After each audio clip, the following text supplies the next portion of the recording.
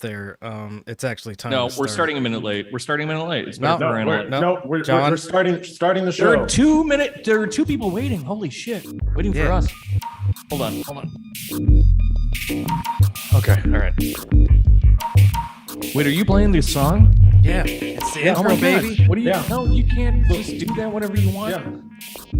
I have the button. The button is mine. Whenever you want to start a podcast, you require our enthusiastic and ongoing consent to podcast.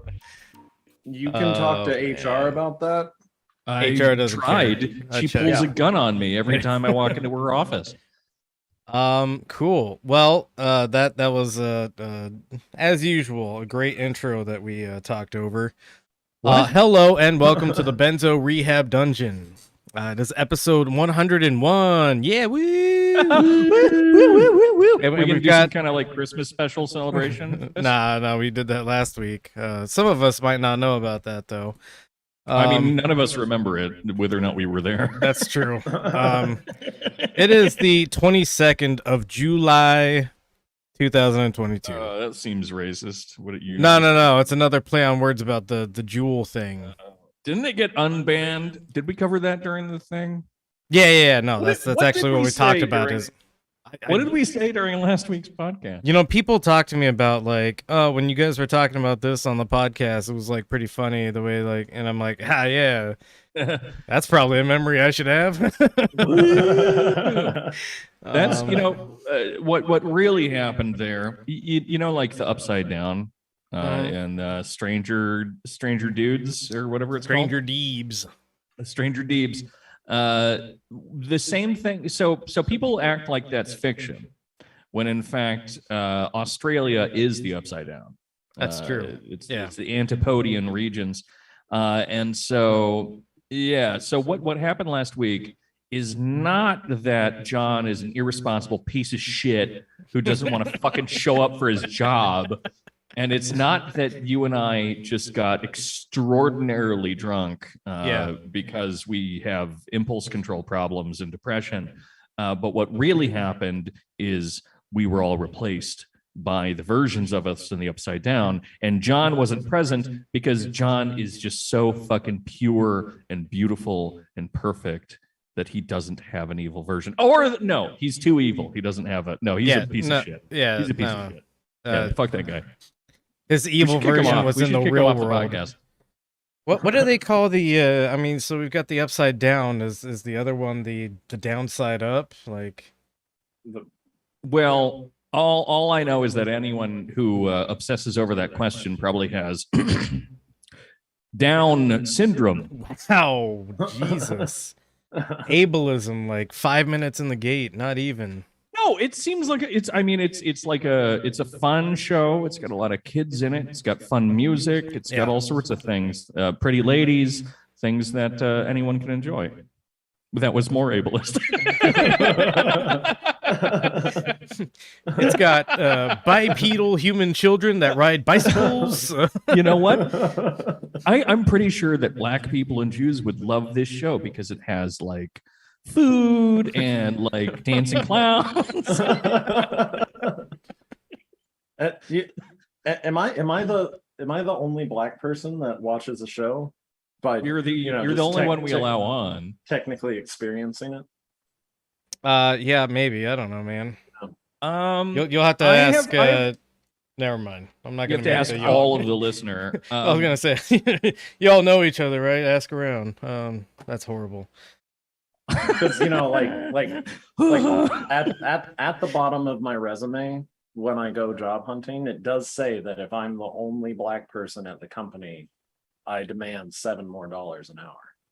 That's a good policy, man. There you go. Yeah. There you go. Yeah. Because not only are you like doing the job, you're also providing the emotional labor, you know? Yeah. You should get into like recruiting and have at the bottom of your resume, I know every black person. Hold on, I just remembered something, which is that I have a tale to tell as an excuse for me to stand up for a second. I went Jesus. to get change for the laundry. Hmm. So I walked across town and I got change. You had I to got go like all the way fucking across town to get change. let me be dramatic about this. This is Okay. storytelling. I'm a raconteur. Right. Yeah. So I walked 37 miles to get change for the laundry, and I got $375 in change because they wouldn't take any smaller bills. And I filled my pockets with quarters and $50, mostly $50 because it's all they would give me, even though my change machine won't take it. Yeah. Anyway, so I finally I get back to my home and I decided that I wouldn't spend every bit of cash that I had on me on the change because that's a lot of change, even though I should have, because I'm going to regret that in like, I don't know, a week when I've just done laundry. Yep. 360 something dollars in laundry. And I had a dollar that fell out of my pocket when I was looking for my keys. And I also went to the liquor store because every time I leave my house, that's where I go. And I had a bag from the liquor store with wine and whiskey in it. And so when I grabbed, I couldn't do anything with my legs because that was holding a case of beer. And so I had to reach down with my available arm while holding a case of beer between my knees and kind of elbowing this bag. And I pick up this dollar bill and I put it into the bag, right? Okay. Because I'm stupid. And I just remembered that I threw that bag in the recycling, and I don't want to lose $1. So I'll be right back. Wonderful tale. We'll go ahead and assume that's how Danko is doing. Oh, I haven't even done introductions yet, man. Oh yeah, and we've already lost a cast member. Hello, I'm Michael Deebs. I am the host of this show. Hey, I found my dollar. Shut up, we're doing introductions. Oh, I'm sorry. joined, as always, by Danko Suvin from the Instagram handle at DankDeLuz. Also joined by John, the producer, whose performance record is actually not that great, but theoretically should join us every time John, the producer, does. John, how are you doing? Danko, we're gonna skip you because I guess you already told us. You're not gonna fucking skip me, but he can go first. I'll allow it. I thought I go first every week. You do. Yeah, but I like to make special note of it. Well, yeah, no, I'm worse than the last week because I guess maybe it's not an effective communication method to skip work as a cry for help. Yeah. I just get write-ups and fuck yous. Yeah, and I berated you while you were sobbing because you had this whole sob story about like I'm really stressed at work and I did too much heroin and I didn't wake up in time for the podcast and my boss keeps fucking my mom. Yeah, my boss keeps fucking my mom. My mom keeps fucking my dog. So all these sob stories that you gave me, and all I said was, what did I say to you, John? I just said, listen, there's two kinds of people in this world. There's the Michael Deebs, and then there's the John, the producers, and one of us can crush the other one, and I will fucking crush you. I will fucking crush. No, hold on. What does it mean? What am I? Oh, you're a person now with your beady little fox eyes. I'm on the trajectory. Yeah, I'm on the spectrum. I'm on the spectrum. Yeah, different spectrum, but you guys want to hear some train facts real quick? Anyways, John, are you doing okay? Yeah, no, it's fine because it does cheer me up to actually show up for work these Friday nights because at least I'm not the most powerful autist like Dorian is. Oh yeah, true. No one can defeat this shit. Yeah. Oh my god. Yeah. Oh my god. I read 2 books about assholes this week. That's true. Like actual assholes. Well, close enough. figuratively, yeah. I read. I spent Monday reading this book on the Dulles brothers, which was a nightmare, and then I spent last night reading another book that I'm not going to tell anyone what it is because I'm going to save that for Mike because this is his show. It sure is. So I'm sorry, I didn't hear anything that you said about these books about assholes, because now I'm just thinking about there literally are whole books on actual assholes. Yeah. There's ass doctors, right? Yeah, I was gonna say people yeah. go to doctor school for a very long time to learn everything they can about an asshole. Yeah, So- so like if somebody can write a whole textbook on sociopaths, there has to be like multiple books just there's talking thousands about of the them. asshole. Yeah. The ISBNs for assholes go on forever. But no, I mean, so here's a thought. Here's a thought. So in grad school, there were all sorts of like pretentious terms that we had to use for people in places of authority, like I went to preceptor grad school. and shit. Yeah, no, I do know that's how I sound. Very cool. So I was in grad school. But like preceptor and shit. But proctor is one of the less frequent but still existent ones, right? Mhm. So proctor, if you're a proctor of proctology, that must be really fun. A proctology proctor. I like it. Is it because you're poking around at things? Is that what that means? I don't know the etymology of proctor. It's gotta be. Let's keep this rolling. Danko, Ask me how I am. How are you? Ugh. Doing all right, man. Thank you. How are you? Oh, glad to hear it. I'm okay. You know, it's been a rough week of sleep for me. For some reason, I'm not sure why. It's but, because it's fucking hot everywhere. I don't even think that's it. No? No. I just. But did you fucking do tours in Afghanistan or something? You piece of shit. No, that's not what I was getting at. Yeah, you're gonna complain about the heat here. There's troops that used to be in Afghanistan in 120-degree heat. Hell yeah. Oh yeah. You have any idea how much I rocked in this heat? I totally remember how Deebs actually shamed me when I missed work. Yeah. Fucking the next you day. can read the message I sent you. Yeah, actually, I think I'm gonna do that. Yeah. Everybody, Yeah. this is how I unironically treat my friends. So go ahead. I also got a message, which is funny, but yeah, go on, John. Let's see here. Yeah, no. So he said, oh yeah, you said, wow, you're out there crying about 112-degree weather while our troops are illegally in parts of the Middle East, or no, that says Middle East. Oh yeah. You fucking illiterate. No, I was probably extremely hungover because we got very drunk the night before. Wearing full combat gear and probably similar temperatures. Yeah. Yeah.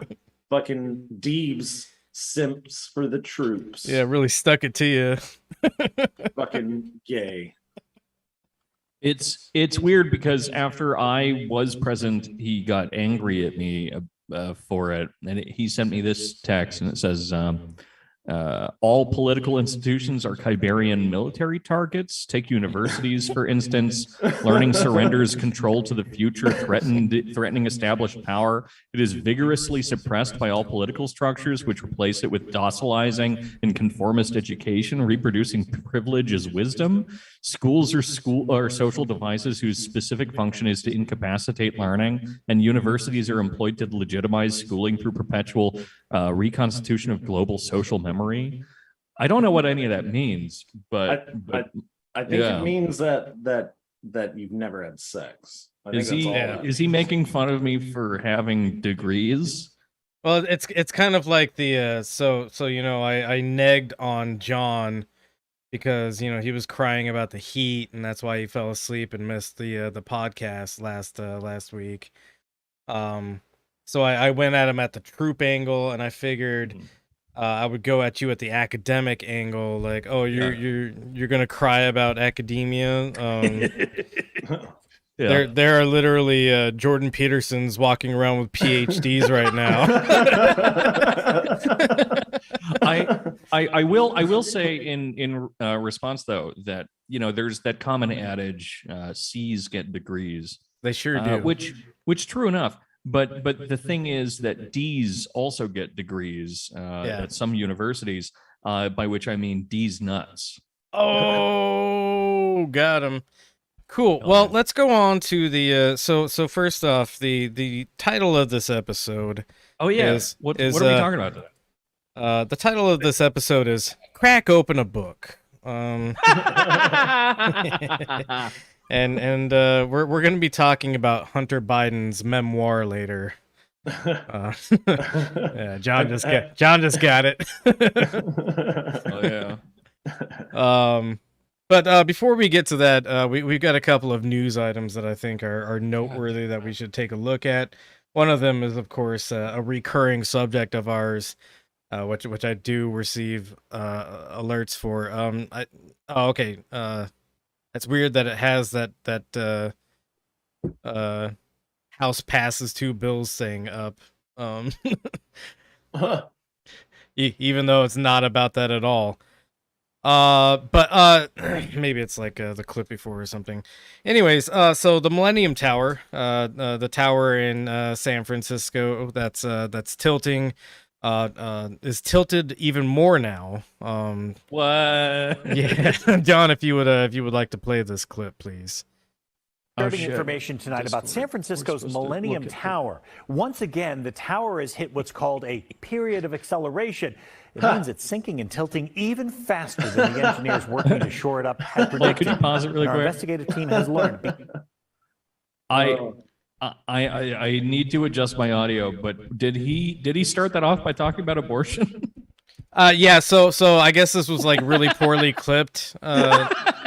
And they were talking about like the abortion House vote before this clip came up. Cool. So yeah, that's a cool move. Anyway, go on. Yeah, please continue, John. Because of that accelerated leaning, the plan to fix the Millennium Tower just changed again. NBC Bay Area investigative reporter Jackson Vanderbecken has the exclusive story. It's our boy Jackson Vanderbecken. Millennium Tower, there's been yet another hitch. It's why crews are working here on Mission Street, but have stopped on the other side on Fremont. We've learned that I work construction. Sure. And at some point things get messed up. And the only way to fix it is to chain your problem to your work truck and pull it over. Yeah. Just scrap the whole thing, start from the very beginning. I get what you're saying. Yeah, so like at what point are they going to just like strap a bunch of like chains to this thing and try to like pull it straight? Well, that's not normally how it's not normally how demolition of these kinds of buildings work. Why not? Because of all the other buildings around it. Those other buildings. They're gonna have to take those down eventually too. Yeah. Sure. I mean, so we've talked before about how there's like this fantasy realm of engineering that like if all the ideal circumstances of maintenance and like wear and tear on the building, all these things are taken care of in a proper manner, these buildings could last for thousands of years. The grim reality is that these things are never properly maintained.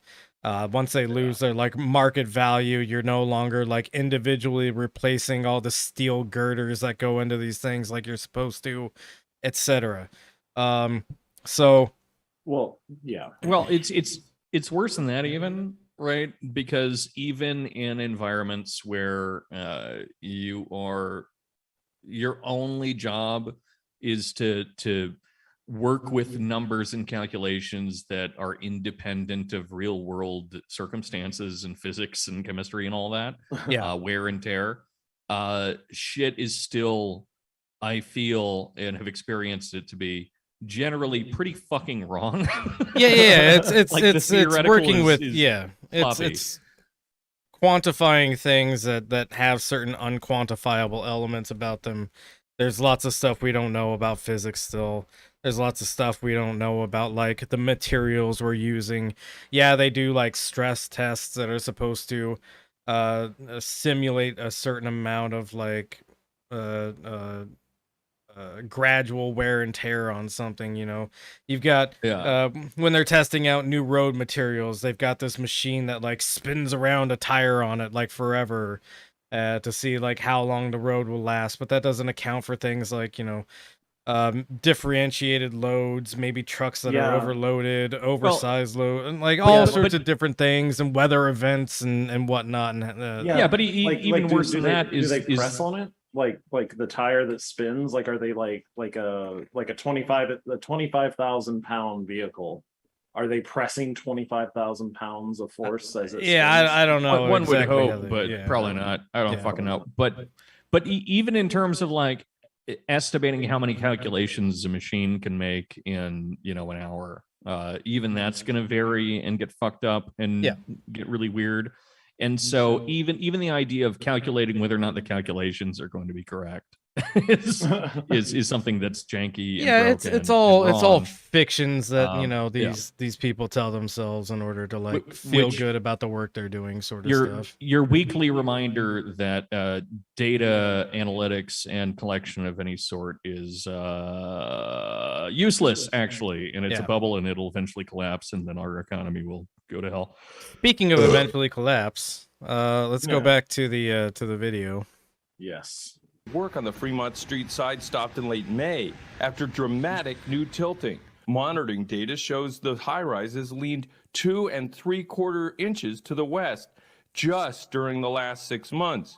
That's almost as much as the project engineer had predicted for the entire year. The building does continue to settle at a rate of about 1/2 inch per year and to tilt at a rate of about 3 inches per year.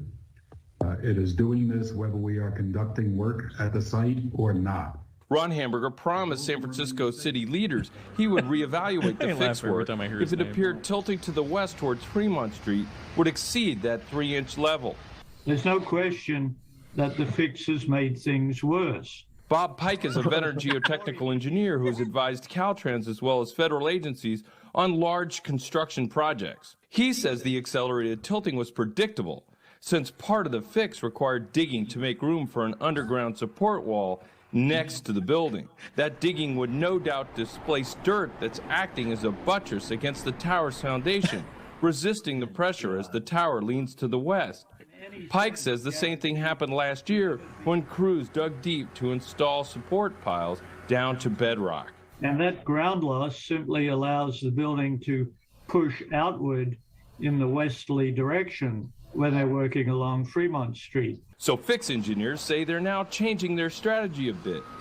Rather than trying to shore up two sides of the foundation simultaneously, they're now going to partially anchor just 1/4 to the piles already installed near Mission in Fremont. They sent us a statement saying, "This will stabilize the structure and help us complete the work on Fremont Street without additional tilting."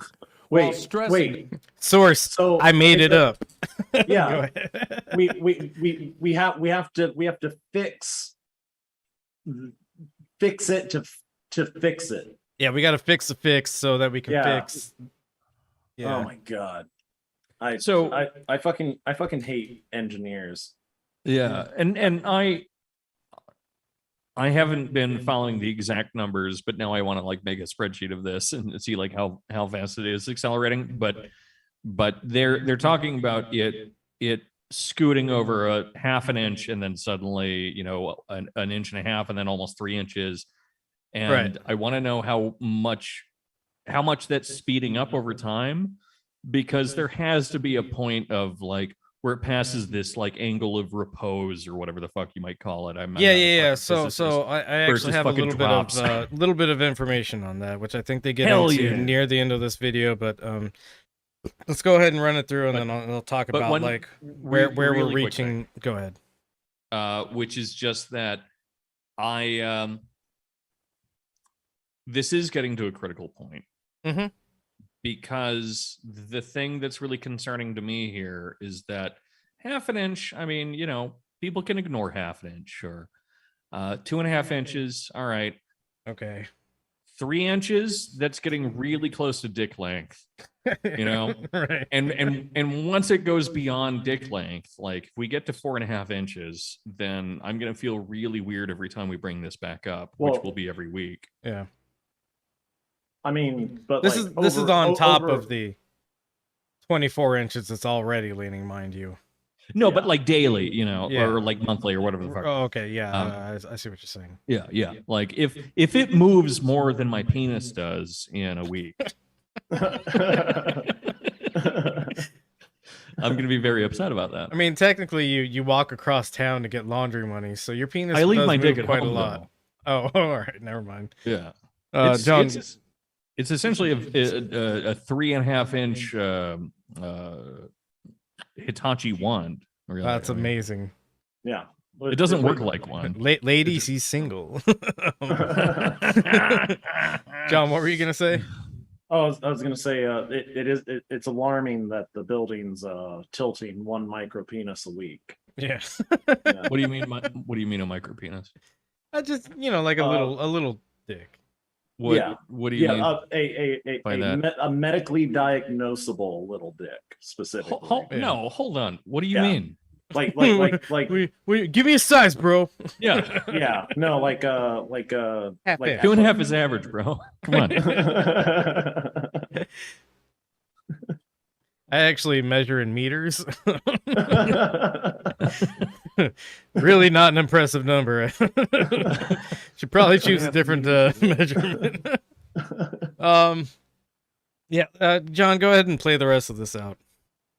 The tilting never endangered building safety. With this year's tilting, the tower is now leaning nearly 29 inches at the northwest corner from the top.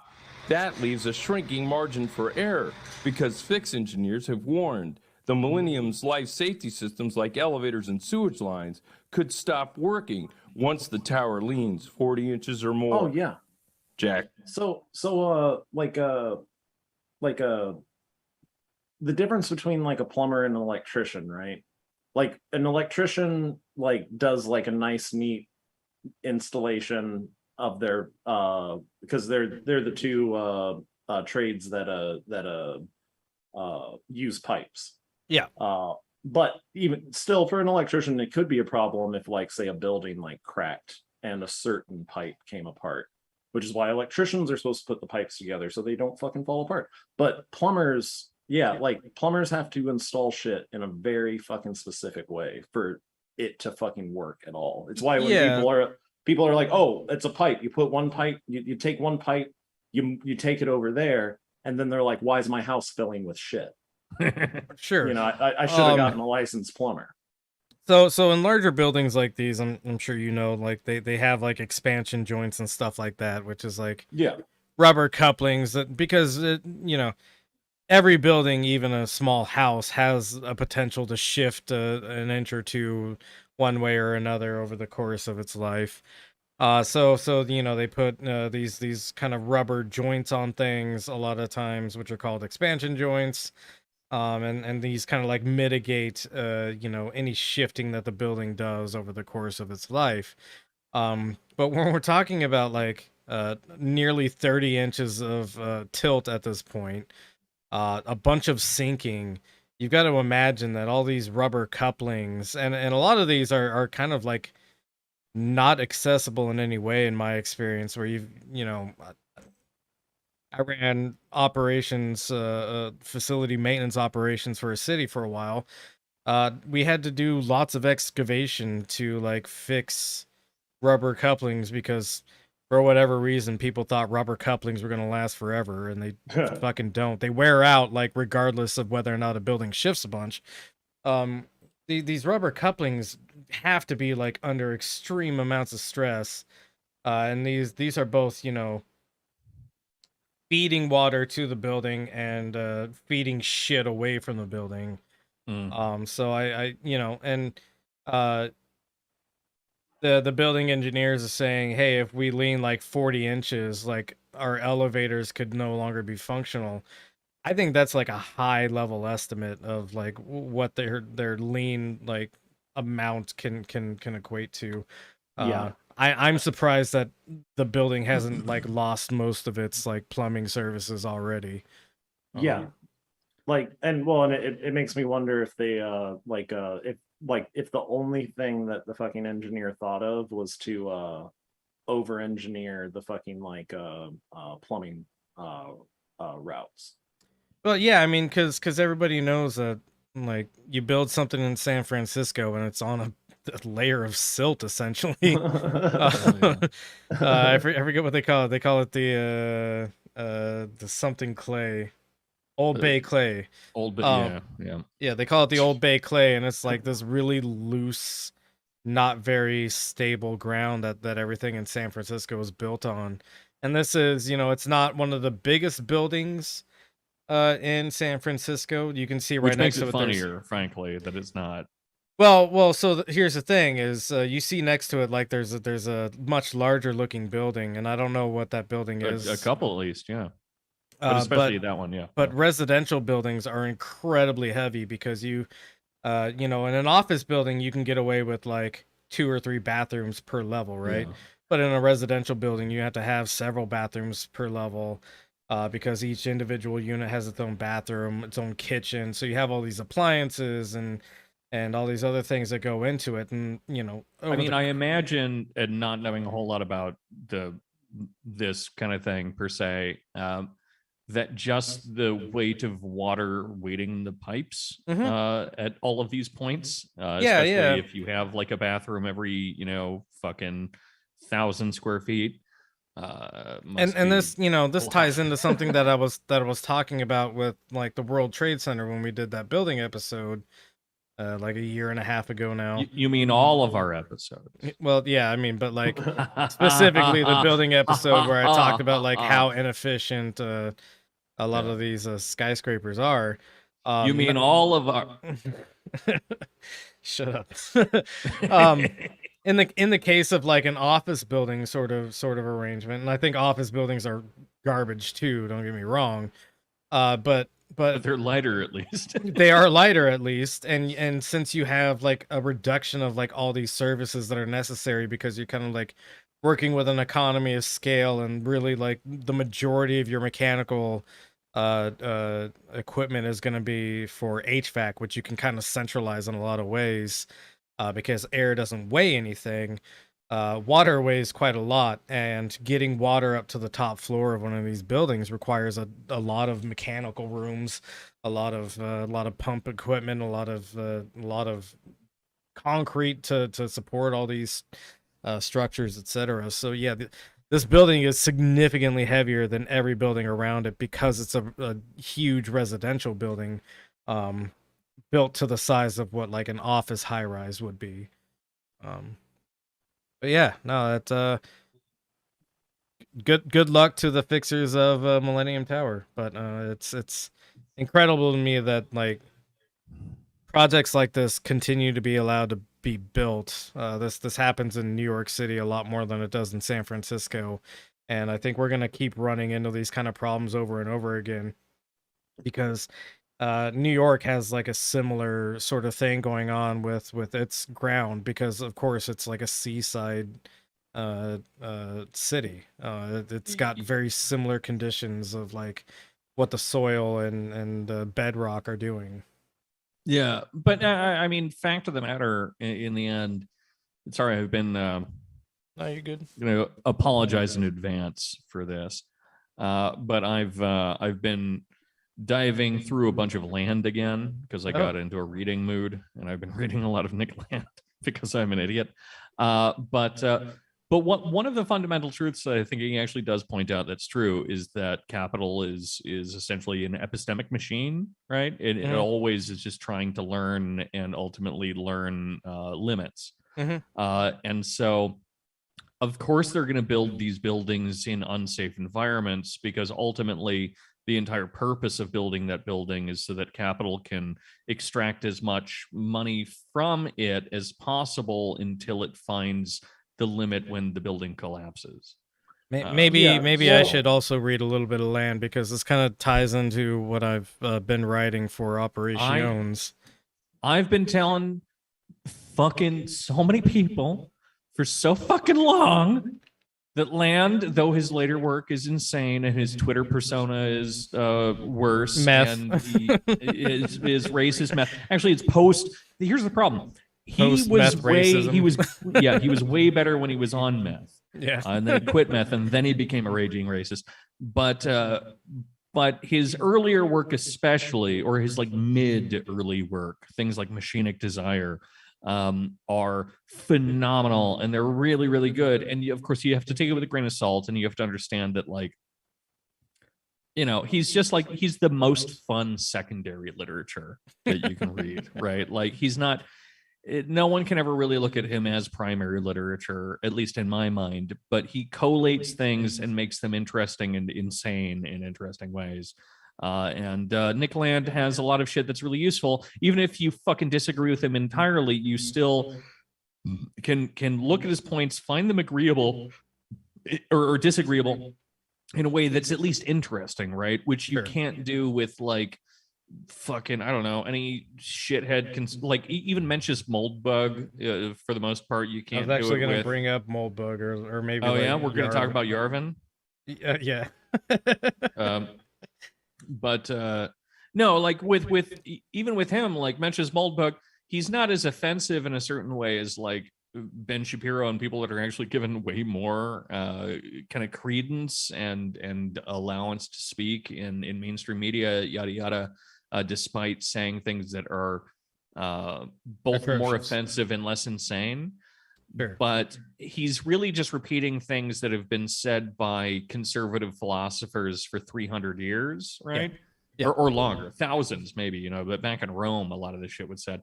But then with Land, he's genuinely saying some stuff that is, at least in some way, holds some tendency towards the new, if not being new on its own. So even if you think he's a fucking asshole, at least he's an interesting asshole. Anyway, John, I believe you were going to say something. Yeah. Well, I mean, it's kind of like one of the kind of things that kind of bothers me about like society is like there's things that like people, it's like it's too dangerous to do a thing, or it's too irresponsible to do a thing, except for these few people, Yeah. And like at first it makes sense, like because I think technically anybody can get an engineering license if you can pass the test. Some states might require a degree, but fucking an engineer's license fucking is a test like any other fucking state licensor thing. But like an engineer, if they do their stupid little fucking statistics shit, they're allowed to do fucking anything. Yeah. I mean, They're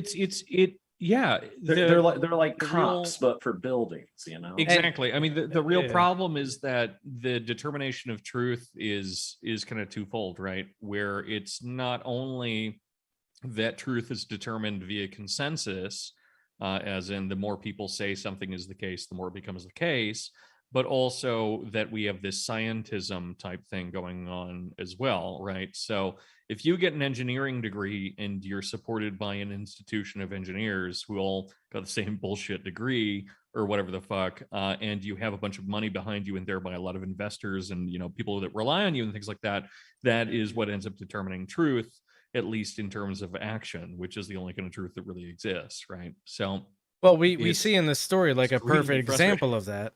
Yeah, exactly. Yeah. Where you have Ron Hamburger who keeps re-engineering this fucking thing, and it doesn't matter that his engineering, like on top of the engineering, keeps like not working.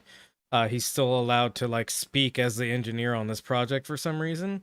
Every time that we stop this podcast, I forget his name, and every time we start it again, I remember his name, and I get an erection. It's so funny. It's so funny. It gives me a boner. Like so I had a gig where I worked closely with engineers for about 4 years, mostly like creating their like little fucking like research workshop things, just like constantly renovating workshop spaces and office spaces. But the engineers that were like 35 years and younger, their attitude about engineering was creating a new way to do things that have already been like figured out. Like that, of course. And then the like a one, there's the like a chief electrical engineer at this research laboratory. He was like 96 years old, fucking, but he would always come talk to us because we were like, my crew were electricians. And like his attitude about being an engineer was to solve problems that currently exist. Like that an engineer is to solve a problem, as opposed to like this guy, he fucking engineered a problem, which now like fix it engineers is a fucking thing. Yeah, well, yeah, I mean that's it's an engineer to fix other engineers' fuck ups. Hell yeah. and this is something that like spirals out of control when you get into like software engineering, because software engineering is even faster and faker than like normal physical engineering. It's Virilio, he has that whole thing about the invention of any new technology is the invention of a new accident. Yeah, for sure. Yeah. Oh yeah. Wise words. Speaking of buildings falling down and engineering mistakes and bad stuff all around, John, could you go to the next link? You don't have to. We can stop here. No, we have to get through a bunch of stuff. Imagine, if you will, we live in a country that is maybe doing a proxy war with a fellow nuclear power right now. The city of New York decided to release a PSA on surviving a nuclear explosion. Oh god, they're back. I love it so much. Yeah. So turns out we're doing real aggression. I mean, there's been reports that there's CIA agents like on the ground in Ukraine. Of course, there always were, but like now it's like hitting the mainstream that like, oh shit, maybe we're more involved with this than we thought we were. And of course, you know, none of the people who were saying shit like, hey, I think this is maybe like an engineered proxy war by NATO and the US. None of those people are ever gonna like get an apology or anything like that. But now the mainstream media is like, oh fuck. I will say, as everyone's apology to you know, everyone who is right and who continues to be right, you should pick up The Brothers. It's a book about the Dulles brothers, and it describes pretty much the way that these two pieces of shit ended up leading to this like secret world war through the CIA and other methods, and ruined the world nonstop repeatedly from like before World War II on. And it really puts like current events into really useful perspective. Yeah, because people, when they're talking about, oh, there's CIA assets hanging out in Ukraine, I feel like sound crazy to some people. But once you know the history, it doesn't sound crazy at fucking all. Oh no, I constantly tell anybody who's willing to listen to my schizo rants, I think the CIA is the most dangerous organization that exists in the world. Yeah, the most dangerous, and also the increasingly the most or more incompetent. Like it's insane how bad now it is like its job over the years. Now it's like it's super dangerous and you know, on the subject, like I have a nuclear warhead and now I'm going to incompetently manage that nuclear warhead. It's still got the same lethality, it's still got the same danger associated with it, and now you've got a bunch of idiots standing around it with a hammer like, should we just like maybe tap this thing, see if it still works, or like, well, I mean, I would say even worse than that, one of the ways in which all these like secret intelligence wars end up functioning, it's maybe the best or most interesting application of something like accelerationism, in the sense that the more that technology and capacity is evenly spread throughout the world, the worse that intelligence agencies get at performing their jobs, right? Yeah. Like the more that, I mean, there was a sweet spot where you could, take over or perform these really advanced, or not advanced, but like efficient coups in South America or whatnot, and get away with it. I was gonna say, yeah, But that sweet spot was the 60s. Right, but as technology advances and as people's not only just their eyes and ears, but also just their their ability to maintain things like basic war technologies, things like, and let's face it, at this point in time, it's not 90, it's like 70, 80 years old now, the nuke. Right. This is becoming an old war technology, right? Yeah. So we can expect pretty much anyone to have it, or to be able to eventually have it. And so things like the CIA, you would expect them to become more useful in those situations because they need to be clandestine and they need to be able to like do sneaky things that don't require boots on the ground or whatever. But the technologies to stop them also end up increasing, as do like the potential wrongs that come from them being caught. Mm-hmm. And so by accelerating technology, yada, yada, yada, you have an interesting ability to weaken things like the intelligence apparatus, but also make all of its failures more catastrophic. And let's face it, most of the terrible things that have happened with the intelligence agencies have just been because it's not afraid to fail. No, yeah, for sure. Yeah. So there's a rant there. Yeah, but... John, go ahead and play this.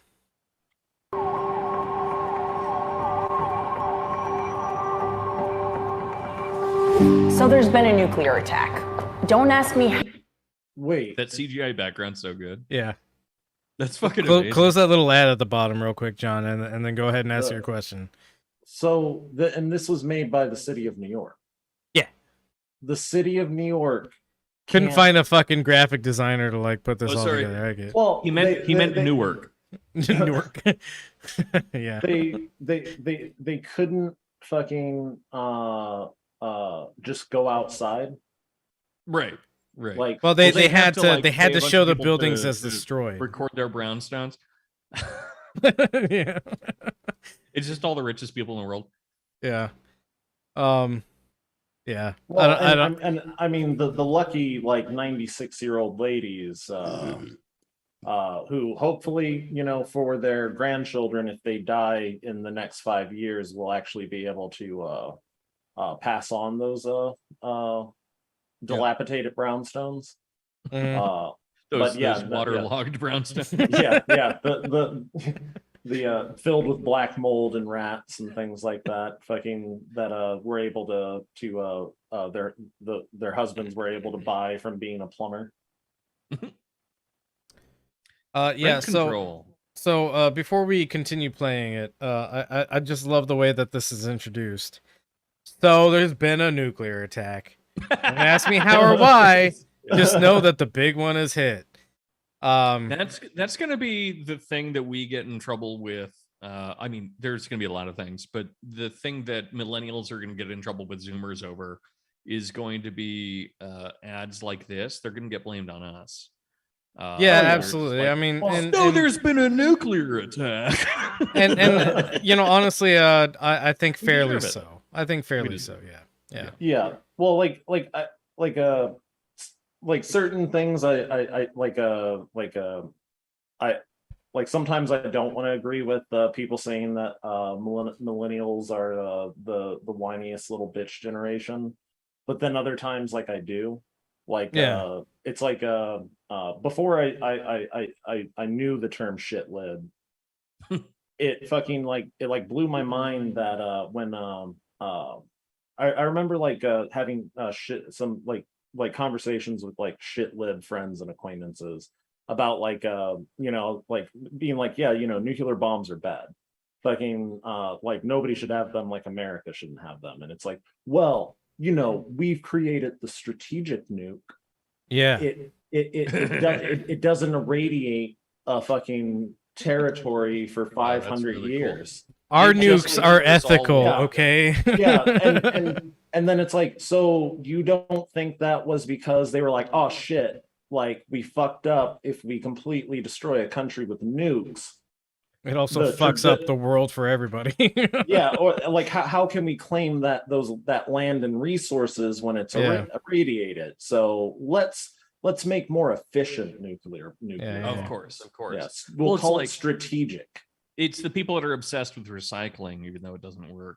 It's just I feel better about this fucking like me assisting the machinery. I've completely shed that from my mind now, and I just throw it all in the same bin. Yeah. Well, you look at the amount for some of stupid reason. Like it's an automatic thing. It's probably because you care about the people who are looking at you throwing it away. Maybe, I don't know. No one can see shit I do. I live in a hole. Right. But no, it's just like reflex. Fuck. God damn it. I lost whatever I was saying because I'm stupid and drunk. And a cute little fox guy. Oh. John, keep playing this. Oh yeah, this like what 6'5" tall lady. Yeah, I mean, like, completely off scale. Yeah. And yeah, I mean, you already made the point, like they couldn't just go outside. I guess they wanted to show like the destruction of the building, so they had to do some like CGI stuff, but maybe don't hire like I don't know, Andrew Cuomo's fucking nephew to do the CGI for this shit. Like, well, like if I'm guessing that like this whole thing CGI and it's fucking it's only 1:35. So they could have had 10 seconds of good CGI while this lady like walked around like screaming into a mic over fucking New York City traffic. Yeah, no, absolutely. So in terms of like screenwriting, you want to avoid shit like unless you're, there's always exceptions. I'm not going to get into that, but you generally want to avoid shit like voiceovers, right? They're fucking awful. But this is the one situation where you should have a shot of the city and a fucking voiceover. Yeah. Right. The one situation. Her being in frame is not making me more engaged with this at all. But I'm also sure that everyone that saw this decided to pause it and talk about it for half an hour. Yeah, absolutely. Yeah. Like, why didn't they just go ahead and CGI her in? I don't know. That's the joke, man. Michael. Yeah. I got the joke. Yeah. How dare you? But I wanted to like do another joke on top of it. John, please play this. We had to go on. Jokes on jokes on jokes. How or why, just know that the big one has hit, okay? So what do? There are 3 important steps that I want you to remember. Step 1, get inside fast. You, your friends, your family, get inside. And no, staying in the car is not an option. You need to get into a building and move away from the windows. Sorry, could you pause it? I'm so stuck Step on that 2. one thing. The big one has hit. We're not talking about a fucking hurricane. We're talking about a nuclear weapon, you dumb bitch. Yeah. Like the big, it's not her fault. She's an actress.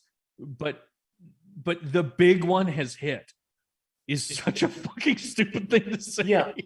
I hate it so much. Imagine she has like her actual job is like being a nurse in an ICU or something, and it's like, all right, you have like an aneurysm or like a serious heart attack or something, and she pops up at the bedside next to you, and she's like, all right, so the big one is hit.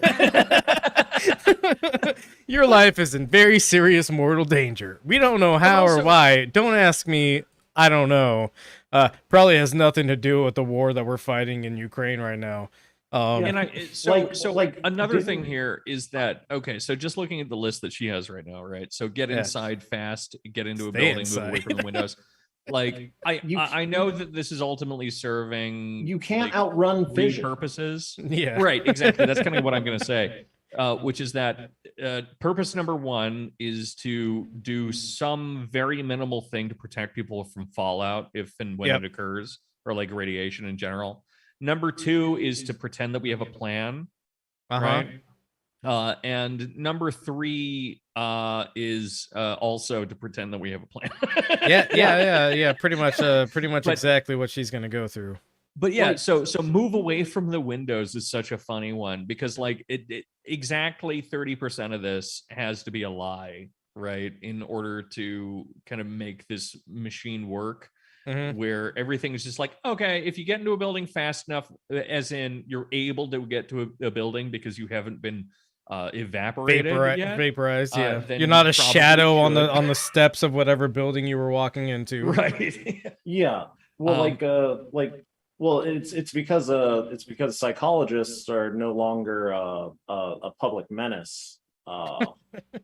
You know, like all the good psychologists are owned by the NSA now. So yeah, they're all corporate psychologists. You know, fucking the government and the military, they all hire fucking, which is a real thing. Fucking, it's part of the reason why I fucking stopped studying psychology. Is fucking corporate psychology. Oh yeah. Yeah. So sure. real quick, I'm gonna address the chat. There's been some funny comments in the chat, of course. Have a chat? Yeah. But Somnambulance's last chat was go outside, touch grass, madness. As we're seeing here in this frame, they didn't even go inside either. This is a 3D rendered, for reasons beyond me, 3D rendered apartment that they're in now. And I was waiting specifically for this scene so that I could say they didn't even actually go inside either. Oh yeah. And also, this apartment wider than the street. Yeah. Yeah. Yeah. That's not a New York apartment. That's not even a Chicago apartment. That's this like is a New York apartment that this is actually the only space. The camera is in the very extreme corner, and this apartment costs you like $200,000 a month. Yeah. Okay, I might believe that, but only if it's a penthouse. It's nothing on ground level, or close to it. Continue, John. Please, play the rest of this. Shut up, John. Stay inside. Shut all doors and windows. Have a basement? Head there. If you don't have one, get as far into the middle of the building as possible. Sorry, pause. If you were outside after the blast, I really thought she was gonna say, don't have a basement? Get one. I mean, that's kind of the level of advice that's being given here, because like I genuinely expected that. You got to imagine New York, very dense, very people are living in multi-story apartments and stuff like that. The idea that like the average New Yorker has access to a basement is fucking absurd. Most people in New York barely have access to like a place that has a full-size bed, Right. let alone like full. And I mean, she said So- if. You know, well, I mean, yeah. the funny thing about New York though is that they have like 80 stories of occupiable city underneath. Not 80, I think it's like 40 or 60 stories or something like that of occupiable space underneath the city, in like utility tunnels and fucking there's power plants underneath the city and fucking shit like that. I mean, honestly, every cool place I've ever been to in New York has been underground.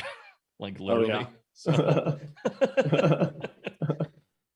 Oh, clubs where people yeah, pee on each other. Well, like skyscrapers and shit. I think New York is one of the only mega cities in the world where people early on fucking predicted how out of control the fucking like city's population would be. It was a new world, Yeah. baby. Yeah, As no, much as I want to make fun of New York, it's pretty cool and neat. Yeah, I'm not even like specifically making fun of New York, except for like I hate. I mean, the way I that want to, they've, though. done their city planning, and I think it's like actually one of the most functionally racist places in America. But They do have the funniest mayor. yeah, really cool guy. But yeah, I mean like. This isn't even like functional advice for people in New York, really. The advice is terrible. Yeah. But the advice is terrible because it's being given to all Americans also. Right. or assumedly so, because that's how the internet and like communication work. Like, Yeah. I don't know if it's confirmed, but like I knew that fucking like all the fucking like you know what to do in the event of a nuclear attack thing was bullshit. Was when like I read an account of Japanese survivors. Oh yeah. What do you call it? That a small, you know, like river inlet thing in one of the cities, I can't remember. Like when everybody lit on fire, like people were at like a level where they just kind of lit on fire, fucking or but didn't immediately die, but then died because they jumped into like a fucking drainage canal full of water that was boiling from the fucking like energy that fucking came off the blast. Yeah, you're typically not going to survive a nuclear attack, no matter what.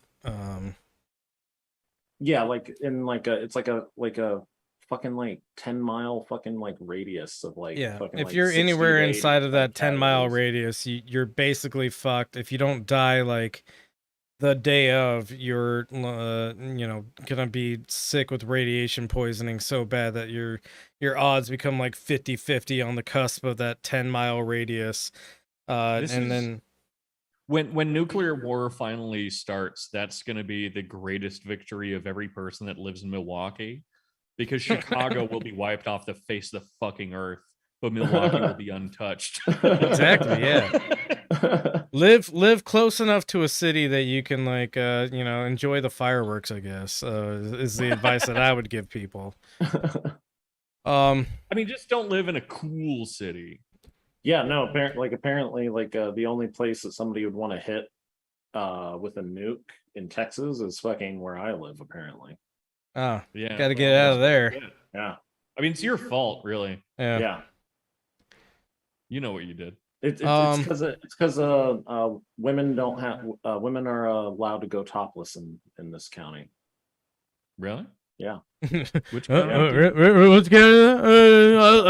gay, by the way, but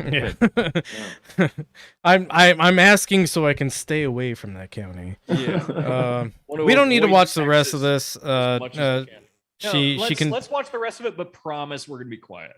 Okay. We had to get through 40 seconds of this without pausing. So Fuck, it's not gonna happen. It's not gonna happen. Go ahead, John. Get clean immediately. Remove and bag all outer clothing to keep radioactive dust or ash away from your body. Step 3. Stay tuned. Follow media for more information. Don't forget to sign up for Notify NYC for official alerts and updates. And don't go outside until officials say it's safe. All right? You've got this. No. All right, that's the end of it. Obviously, that's kind of why I just wanted to avoid watching the rest of it, because this is, oh my god, that's better than hide under your desk. Yeah, it's so fucking good. So hide in the basement you don't have. Make sure you take a shower with the water service that's definitely going to be working after a nuclear attack. Make sure you follow social media that's definitely going to be active after a nuclear attack. Rely on all these systems that are really just not going to fucking be there once the bomb drops. Well, like your water runs because of electricity. Yeah. Right. Like if all the electricity in the fucking city is fucking gone, the fucking water's not going to flow. Like it'll flow for a while. It'll flow for 3 seconds based on what level in the apartment building you're at.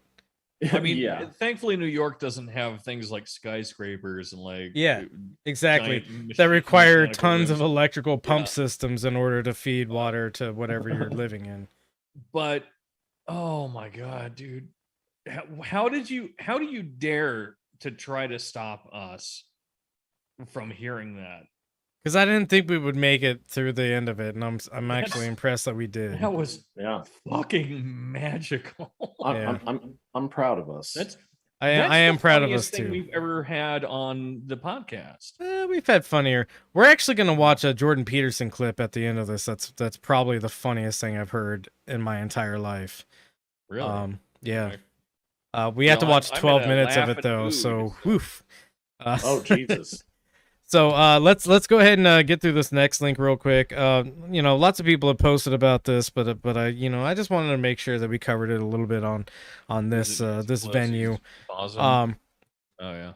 So you're not going to be able to hear the audio very well of the person who asks the question. But the person who asked the question, thankfully this is put in the little transcript here. The person who asked the question says, "Has your husband ever made a stock purchase based on info he received from you?" The first response Pelosi has to this is, "What did you say?"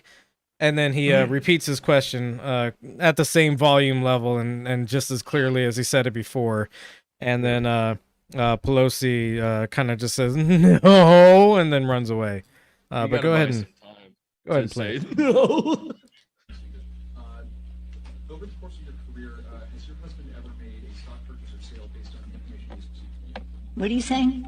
Over the course of your career, has your husband ever made a stock purchase or sale based on information you've received from you?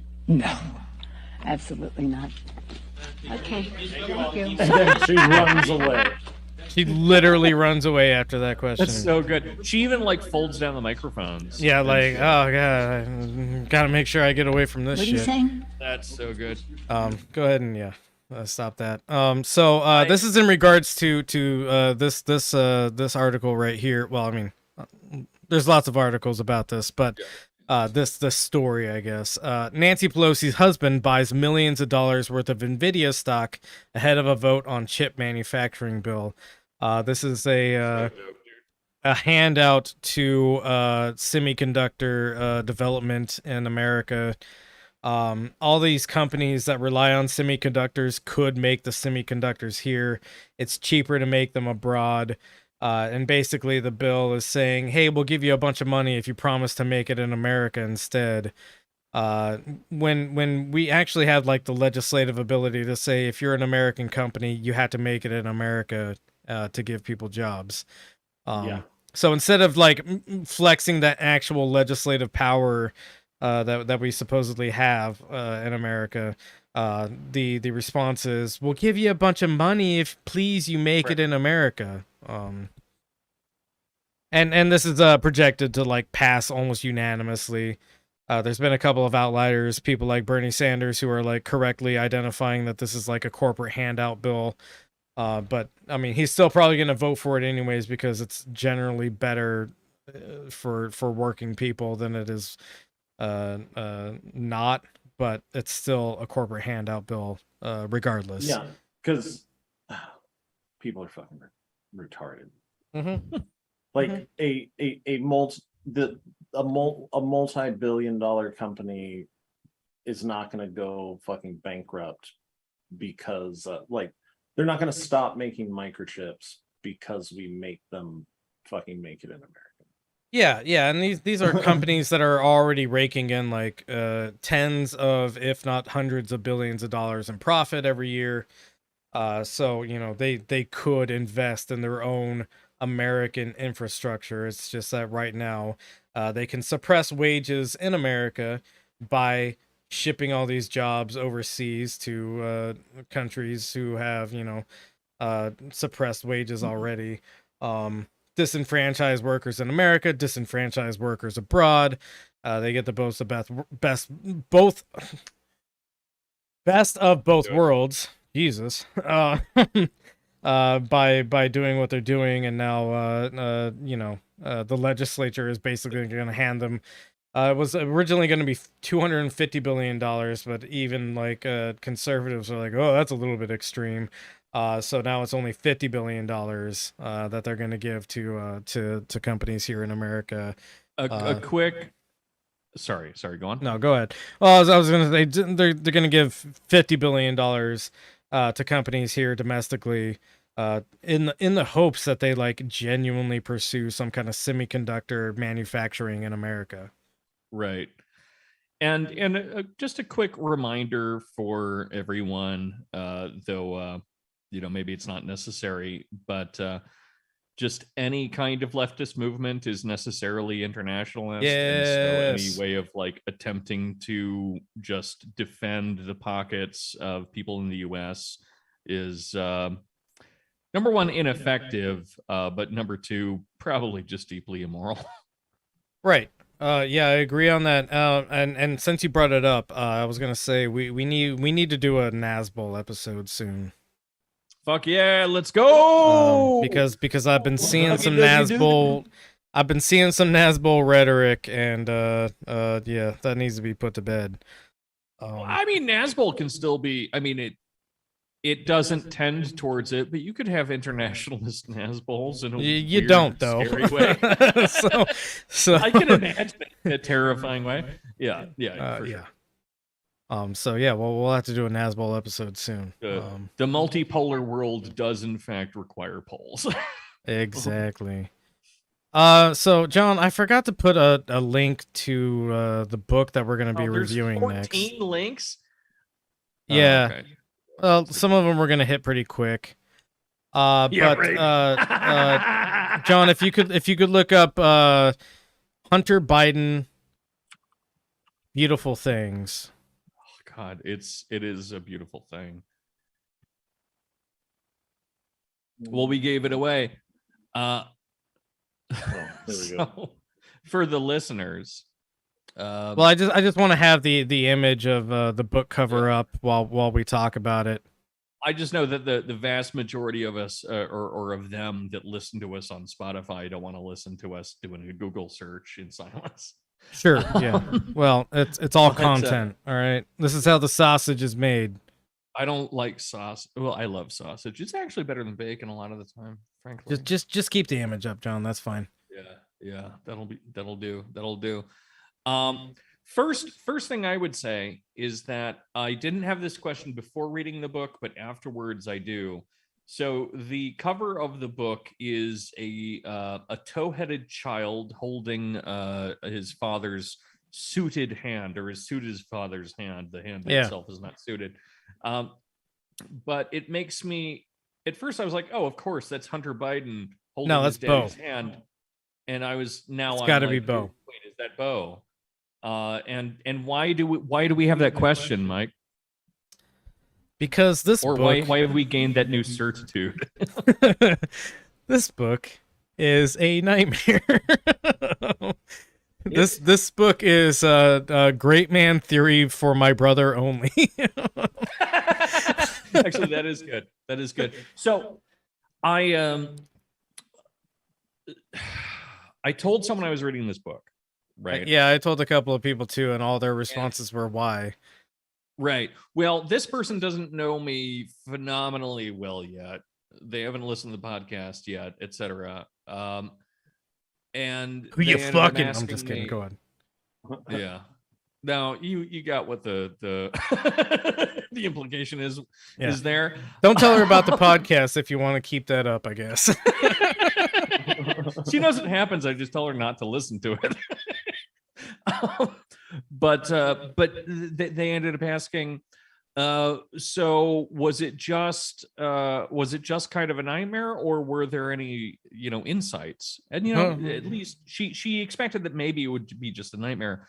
But then I sat there and I was thinking, okay, this was not as painful a read, frankly, as Buttigieg's books. No, those were just a nightmare to read. They hurt. And you brought this up in a group chat that we're in, right. And the reason that I gave is because despite all of his flaws as a person, Hunter Biden is verifiably human. Yeah, and also I mean there are two things. Number one, that he's human, and number two, excuse me, or at least his ghostwriter is human, or his ghostwriter is writing about a human or something. Yeah. But the second thing is simply that things happen in this book, at least. Sure. It's pretty fluid in my head still. I have not really been able to make total sense of it outside of, and this is my favorite type of book in the end. But the thing that is most concrete in my mind, and the insight that I've drawn out of it after, wondering like, what the fuck insight could I get from Hunter Biden's book, is about his weird psychosexual complexes. For sure. Did you? So sorry, I don't want to call you out on the pod, but I guess I have to because I didn't ask beforehand. But did you finish the book, or did you stop with? Okay, no, I finished it. I know this morning you had 50 pages left, so I wasn't sure if you finished. I like pretended to do my like real job for a bit, and then I buckled down and read the last 50 pages. Yeah, that's how I do my reading too. But the most. No, we can't dive straight into it. But so the focus on the brother, right, is insane. It's fucking unhinged. And it sucks because I sympathize with Hunter in so many ways, because his entire focus through the book and in his description of his own life, and we're just going to assume, though it's untrue, that Hunter Biden wrote this book. But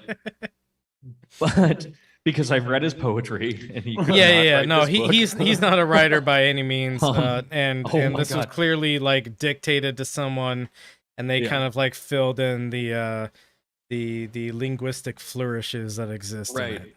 And it's convenient because I've recently finally been watching BoJack Horseman, so it was a really good kind of interplay there. I mean, this should actually just be Beautiful Things, a memoir, BoJack Horseman. Right. Yeah, exactly. But anyway, so the book is obsessed with two things.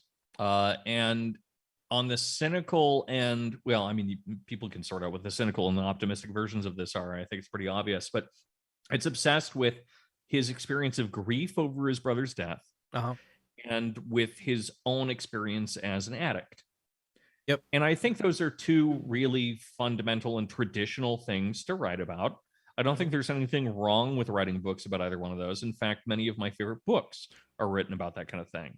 In fact, Hunter Biden also points out that he experiences the same thing, where he makes multiple references to Bukowski, to Fear and Loathing, to just he makes all of these flourishes to all of these different forms of essentially like drug porn. Addiction porn, which is a thing that's common in addicts for sure. This has the bones of a good book. Sure, yeah. I mean, that's the thing. It's the every moment in the book is every interesting moment in the book.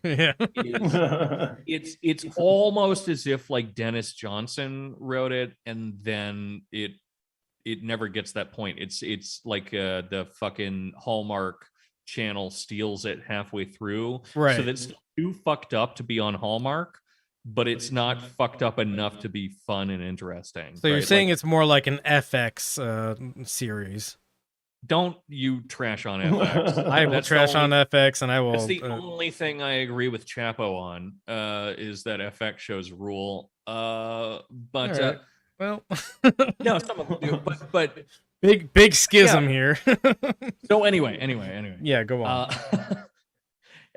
Our schisms will not boil down to things like accelerationism, but down to FX. Yeah, the stuff that really matters. Yeah.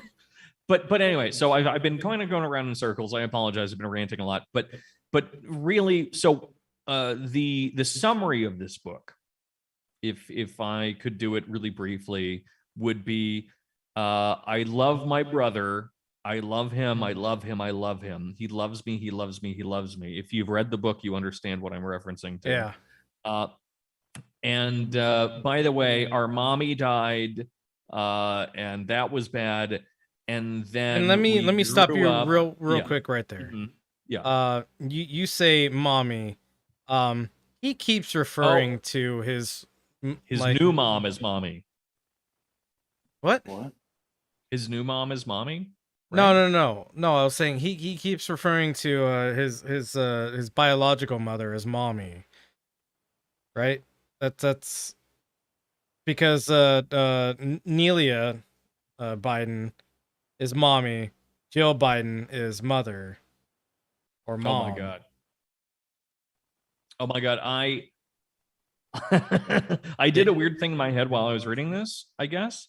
Where you might have transposed those onto each other, but Well, that's yeah, easy to do because he Well, I mean, this has interchanges more his to do with blood with the sexual the sexual like psychopathology too. I think in that like so one of the things that Freud says, which people ignore a lot, is that or not Freud. Lacan says this about Freud. Like everything that he says, it's about Freud, but. Lacan says ultimately that the Oedipal triangle is fundamentally something that it only exists inside of the bourgeoisie society, right? And that elsewhere in other societies, they would form in ways that are fundamentally different. And I mean, a lot of that has to do with simply movement from structuralism into post-structuralism and a need to like, you know, deal with that. But I think you really see it here where and really any kind of depiction of the bourgeoisie from themselves or otherwise, where that's where you really see the Oedipal triangle, which I think is one reason that they're always so quick to judge poor people, especially poor Black people, for being like fatherless or whatnot, right? Just being like, well, you don't have the same Oedipal triangle issue that I do, thereby how do you have any kind of guidance on what you're supposed to do in your life if you're not obsessed with fucking your mom?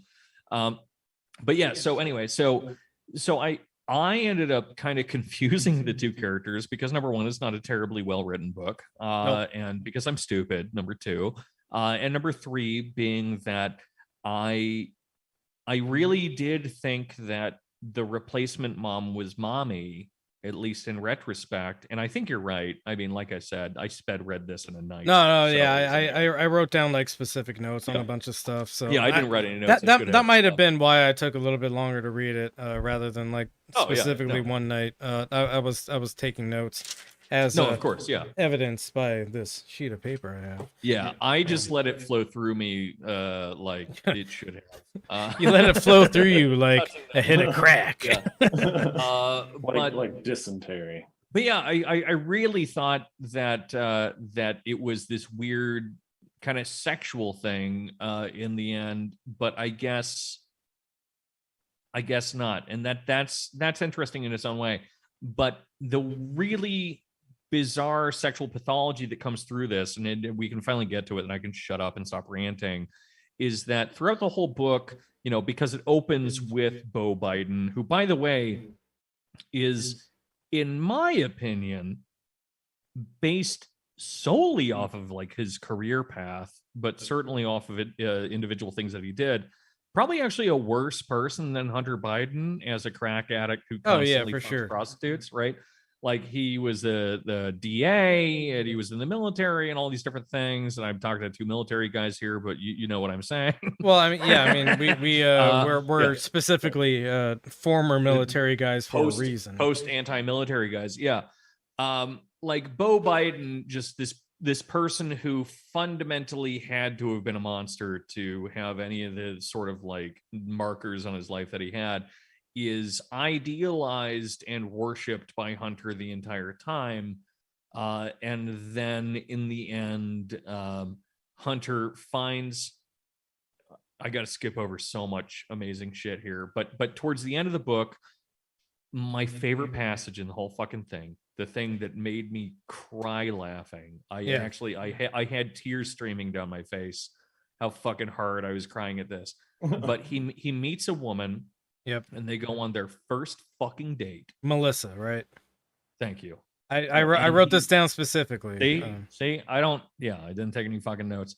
But he ends up sitting down with her on their first date and notices that she has his brother's eyes. Yes. And confesses love to her. What the fuck? Yes, their first date. The first date. What the fuck? The first date that these two people go on, and they're currently married right now. Yeah, but the first date, I wrote down. Hunter tells his new wife upon their first meeting that she has the same eyes as his brother, and then within 4 hours, according to him, confesses love to her. Which is bizarre. And to just put that in a little bit more context, and then I'll shut up. The fact of the matter is, though, that this all happens after he's been fucking, what was her name? Hallie Biden? Fucking Hallie Biden, who is Beau Biden's widow. Yep. So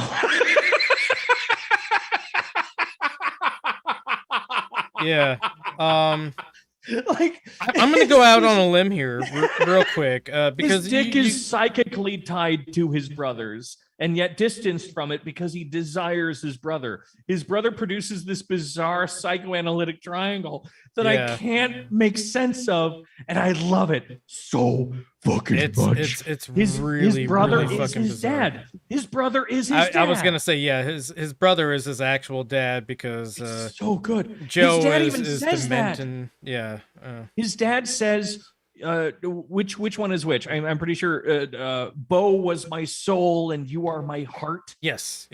That's the weird fucking dude. Americans, there's 15% of them that have the weirdest forms of intimacy, and my family had some of this shit too. But just like, I need to tell you how fucking hard I love you, but also I'm gonna beat the shit out of you. For sure. Which we're not accusing Biden of being a child abuser or anything like that. I'm confused. But he's Irish, not today. Not today. Oh, okay. Yeah. And then I of course caveat that with he was Irish, so or is Irish. Is Biden still alive? We'll talk about that theory later. Is who? Biden, Joe Biden. No, he's dead. He's been dead for years. Is he even breathing? So some notes that I have written down, and one of the first things I picked up on was the soul thing. So Joe Biden tells Hunter that Beau was his soul, and Hunter is his heart, and then immediately after Hunter writes this down, he also says Beau was also my soul, and what I've learned in the last couple of years is that I can keep living without a soul as long as my heart beats strong. Which is the weird thing to say, that you don't have a soul anymore. And that's probably not what he was trying to say, but like it's really clumsily written because he's trying to like be poetic the entire time. And it just comes off as, I have no soul, but I've got a really strong engine, so fuck with me. Immediately he starts demonizing other addicts. Like it's not like, and worshiping them. He's weird about it. He's really he is very bizarre about it, and we'll get into which a little is, bit of that. to be fair, an addict thing to do. For sure. Yeah, and you know what I would say is like my major takeaway of this, because you kind of like already gave away the end.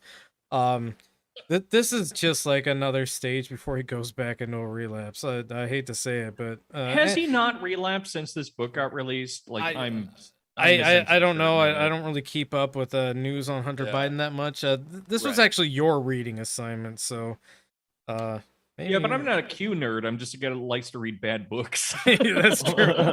Yeah, I don't know if he's like relapsed again since this book came out, but this seems like a cycle that he's going through, and this is his like new manic sobriety cycle. Is I found a new woman and she's fixed me, which is a cycle that he's gone through with like 2 other women at this point. Well, it's funny because one of the things he points out, which is actually maybe this is the insight. This is the insight, even though ultimately it's something I've heard in every other addict's book, but it's this idea that after enough time in things like 12-step programs, things like that, you simply learn to you now know the rules of how to stopping an addict, or not stopping an addict, but how to avoid being an active addiction. Right. But all that ultimately means down the line is that it allows you to avoid those things and kind of trick yourself. Sure. Right. Yeah. And I think that was kind of a good type of insight. But yeah, I mean, it's, let's face it, if you write about your addiction in a book, using a ghostwriter or otherwise, Mm-hmm. you're either lying about it, or it's enough part of your psyche ultimately that even if you're in even if you're in remission, let's call it that for both him and his brother, even if you're in remission during that period, you're gonna go back to it because it's such a huge part of your psyche For sure. and part of like what you're doing with your life. Like, Yeah, there's no hope for anyone that's writing a book about doing drugs to not do drugs again. That's not how it works. And that's something that I noticed kind of early on in this book too, is it's called Beautiful Things, and I think in the first chapter he kind of touches on it a little bit where he's like, you know, Bo and I always said that once he got better, we would go look at beautiful things. That is like almost never mentioned again until the very end, and the rest of the book is just, I keep doing addict stuff, and I keep fucking up, and I keep doing all these bad things. But I'm gonna keep going through my notes. Well, the beautiful things thing. Let me comment on that really quickly, which is that. So the other time that he brings it up that I found notable, in fact, the one that I found more memorable, was that he and his brother, when his brother was starting to, you know, when his brother was dying, would talk about these like really basic fundamental aspects of life that one could enjoy or experience that were aesthetically pleasing or otherwise, and they would just describe them in bulk as beautiful things, right? Like, so when you're talking about life, you talk about you know, sunsets and girls and, you know, jerking off while you're on crack or whatever. Like, you describe all those things in bulk as beautiful things, and how, you know, when you get better, we're gonna enjoy all the beautiful things. Which, yeah, I'm not gonna even fucking go on. All right.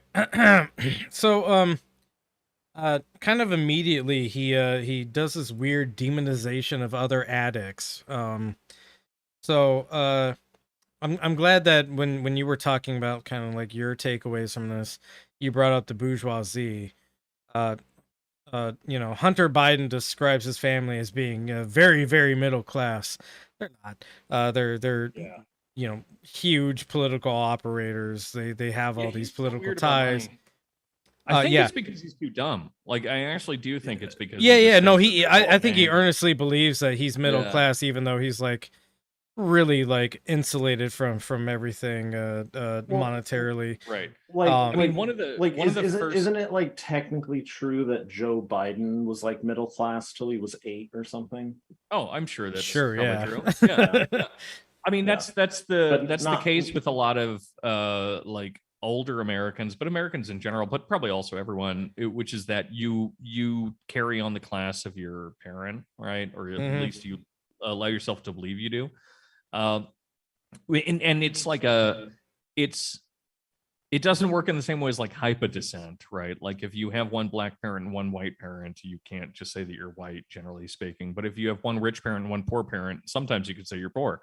And sometimes you can say you're rich, or whatever the fuck you want. You could just decide, apparently. Even though it's obviously the rich one that wins over, so long as they have any kind of like contact with you.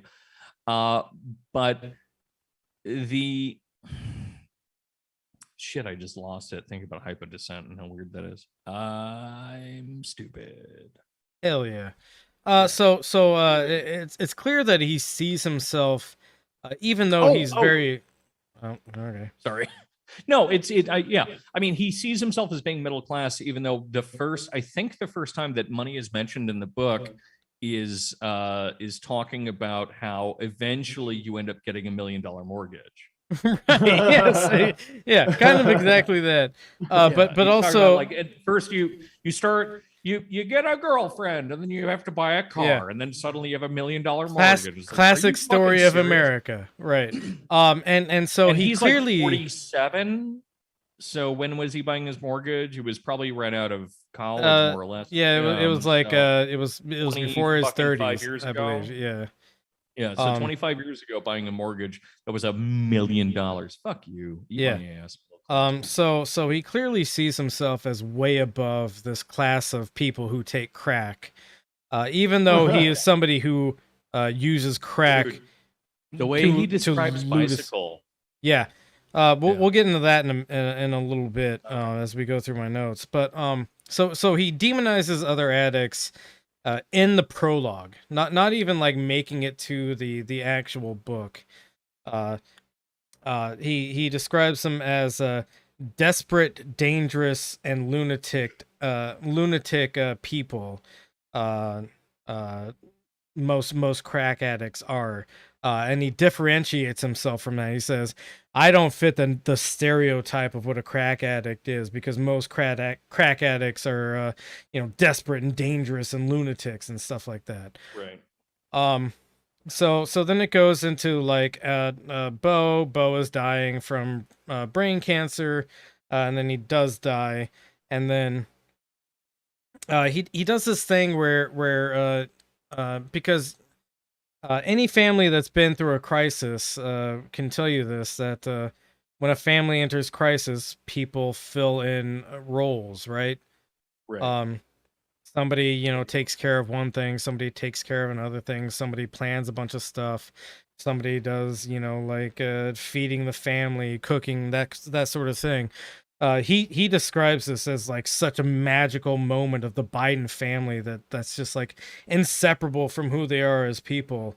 And it's so special and intrinsic to who the Bidens are. And it's like, no, dude, that's just every family that's been in a fucking crisis. You're not special. After the funeral, he's driving home with his first wife, Kathleen, and he feels compelled to pull over the car and tell her that, like he feels this real sense of purpose now, and maybe he should go into politics.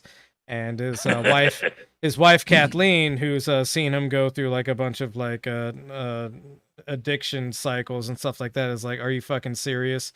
And they basically end their relationship on that.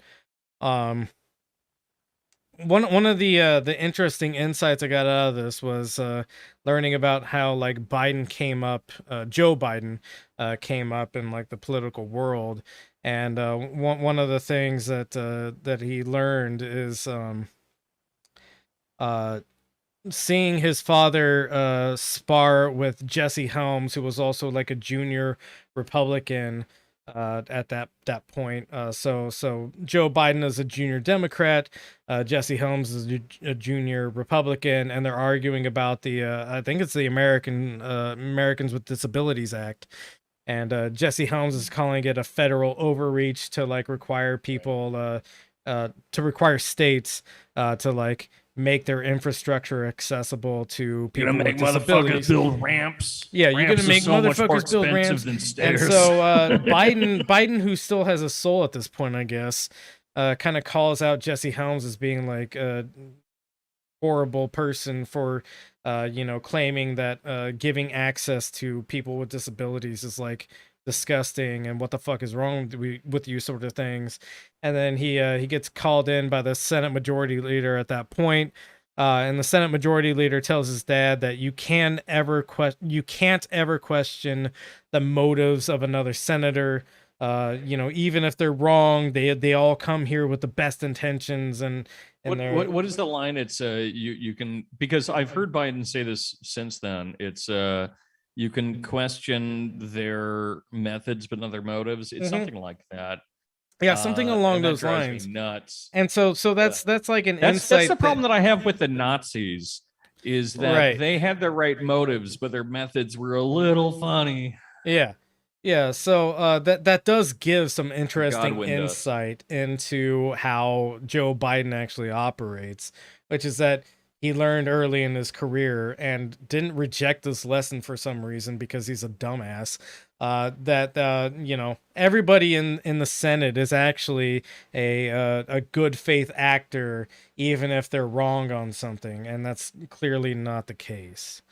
Before I go into the rest of my notes, I gotta do a potty.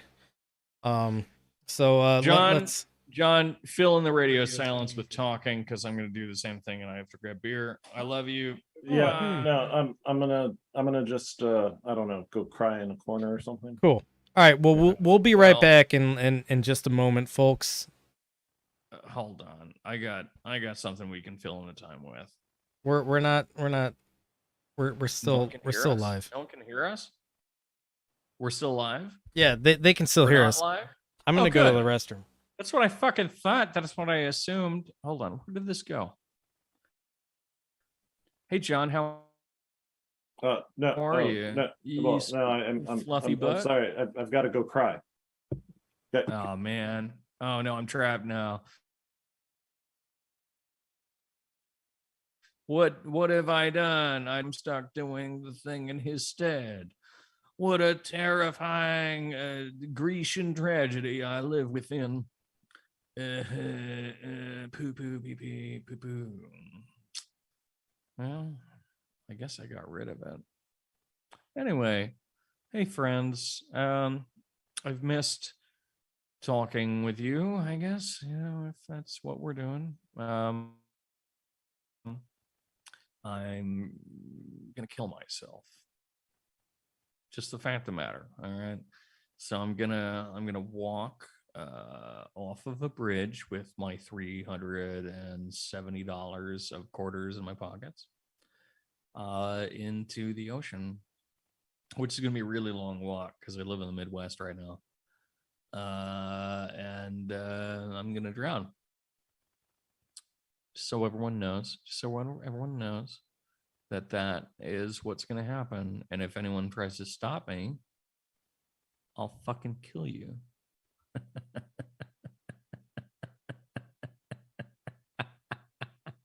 How funny is that? How funny is that? Anyway.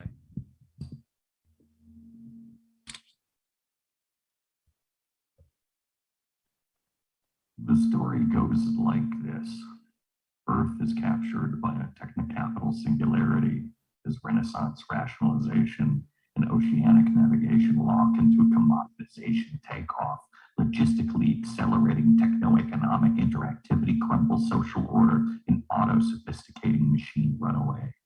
As markets learn to manufacture intelligence, politics modernizes, upgrades paranoia, and tries to get a grip.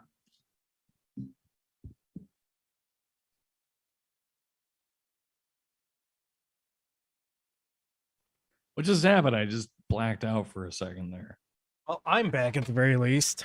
What happened? I said I'm stupid and dumb. Yeah, I'm gonna go pee like I said 3 seconds ago. John's back, so I guess we're rickety H-ing him now. Hell yeah. John, what'd you guys talk about while I was gone? I put myself on mute and stop my video feed, so I could go whale. And okay, yeah, that makes sense. Yeah. Cool. How are you enjoying this book review so far?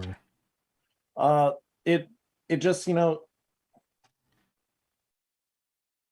it makes me feel stupid that I ever, was like, oh no, guys, like we shouldn't eat the rich. We should reform them. You know? No, And don't do that. Yeah, and then I grab a gun or a noose, and then I remind myself that No, these are people too.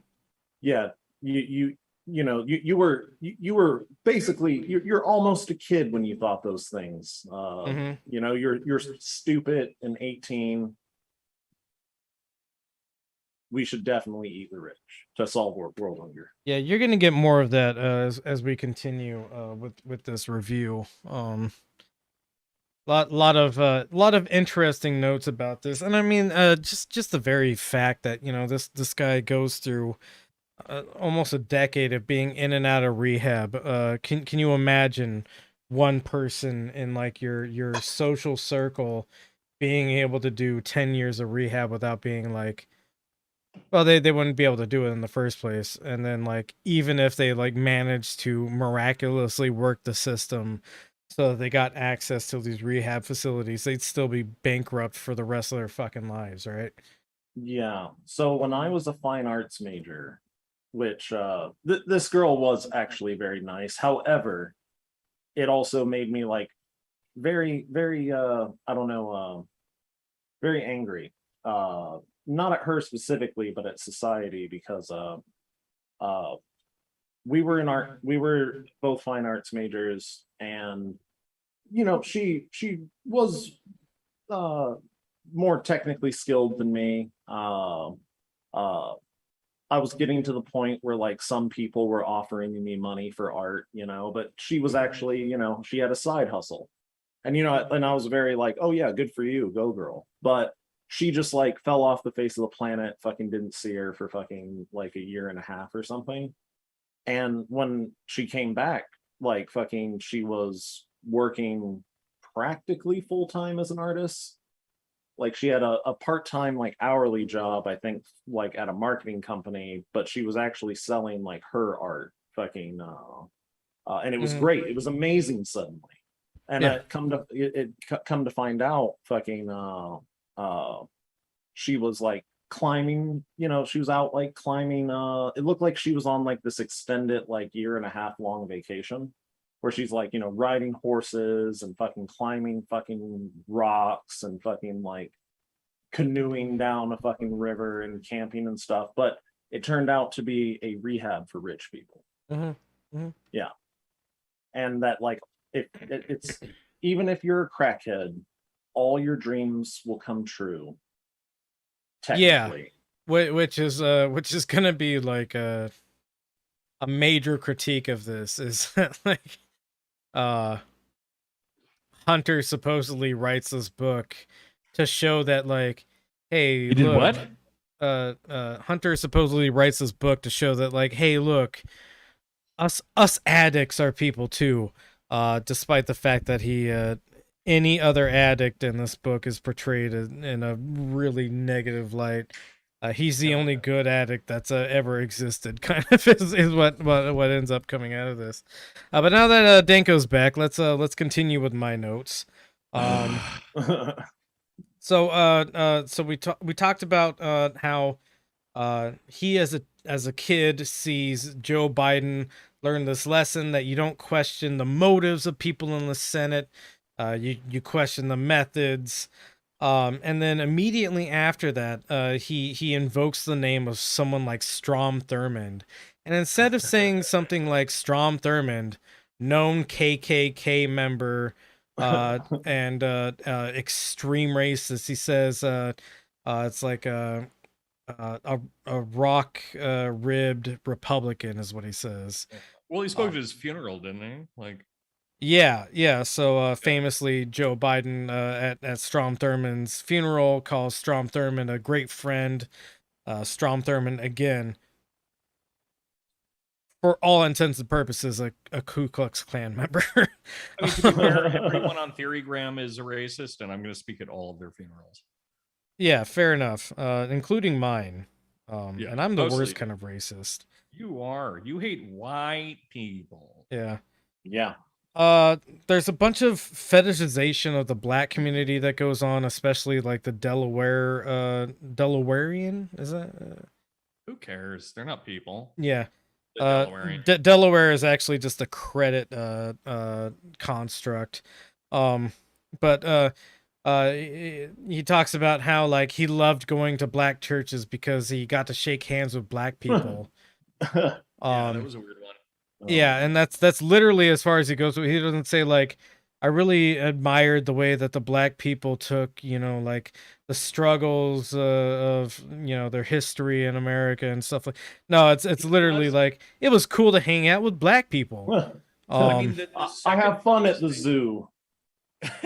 Yeah, exactly. Thing he says in the book, though, is that he in college modeled himself after the liberation theologists that got murdered in San Salvador. Yeah. No, he actually does say exactly that. So, that was one of my notes. He loves minorities, and yeah. He is one. I really want him to describe to me what liberation theology is. It's not even complex, but I don't think he'd be able to. No. He could not. Danko, real quick, if you could move closer to your microphone or turn yourself up or something, you got a little bit quiet. Yeah. Fuck you. There you go. That's much better. Tell me how to fucking deep throat a mic. I will. Sometimes you got to put it all the way back there, and you got to. You're the mic. Uvula. You're Mike. Yep, Mike Deebs. That's the joke. So when he talks about the effects of like his addiction early on, Oh my God, we're not done with this fucking book. Yeah, no, we have so much more to go through. I'm reaching like I've got a page and a half of this, and we're almost at the end of the first page. But he delivers this amazing line, which is that like he's always felt this thing missing inside of him. And he devotes an entire line to, "I've always felt alone in a crowd." That's so deep, dude. Yeah, this guy listens to Mountain Goats. Literally, what I wrote down was in quotation marks, "I always felt alone in a crowd," and then outside of quotation marks, I put, "Wow, deep." So he at the age of 18, they got John Darnielle to write this entire book. that would be amazing. It would be really good. He has written books, you know that, right? I did not know that. One of them is about mail order D&D. That's less amazing, but it's good. It is. I'll keep it on the table for if I reach a reading slump. So he gets busted for coke at 18, and instead of going to jail like 99.9999999, this goes on forever percent, and 110% of black people. Yeah, 99.999% of white people and 110% of black people, mysteriously, and he doesn't think this has anything to do with his father. Mysteriously, he gets like this deal where instead he can go to like this bullshit like rehabilitation thing instead of going to prison, and he never really explores that any further. And then immediately after that, so yeah, he also talks about he talks about, so Bo is like formulating his real political career at this point. And Bo's like big, this is a couple years after he gets busted at 18. Bo's like big like dilemma is, do I run for senator in my father's footsteps, or do I make myself my own man and run for governor? And he treats this as like a normal decision that a family would make, as if like this is just like regular family business, somebody deciding between one intensely powerful seat or another intensely powerful seat. And he keeps describing himself and his family this entire time as just like regular folk like you and I, more or less. Should I have been an electrician or a plumber? Yeah, exactly. Yeah. It's treated with the same deference as like, what trade should I go into? Should I be a senator or and federal senator, not state senator, federal senator or governor of a state? Then he goes on to Burisma, which I keep forgetting about that chapter, even though it's the most obvious one. Yeah, so that brings us to our first link after the Nancy Thank Pelosi. God, link. we're moving on.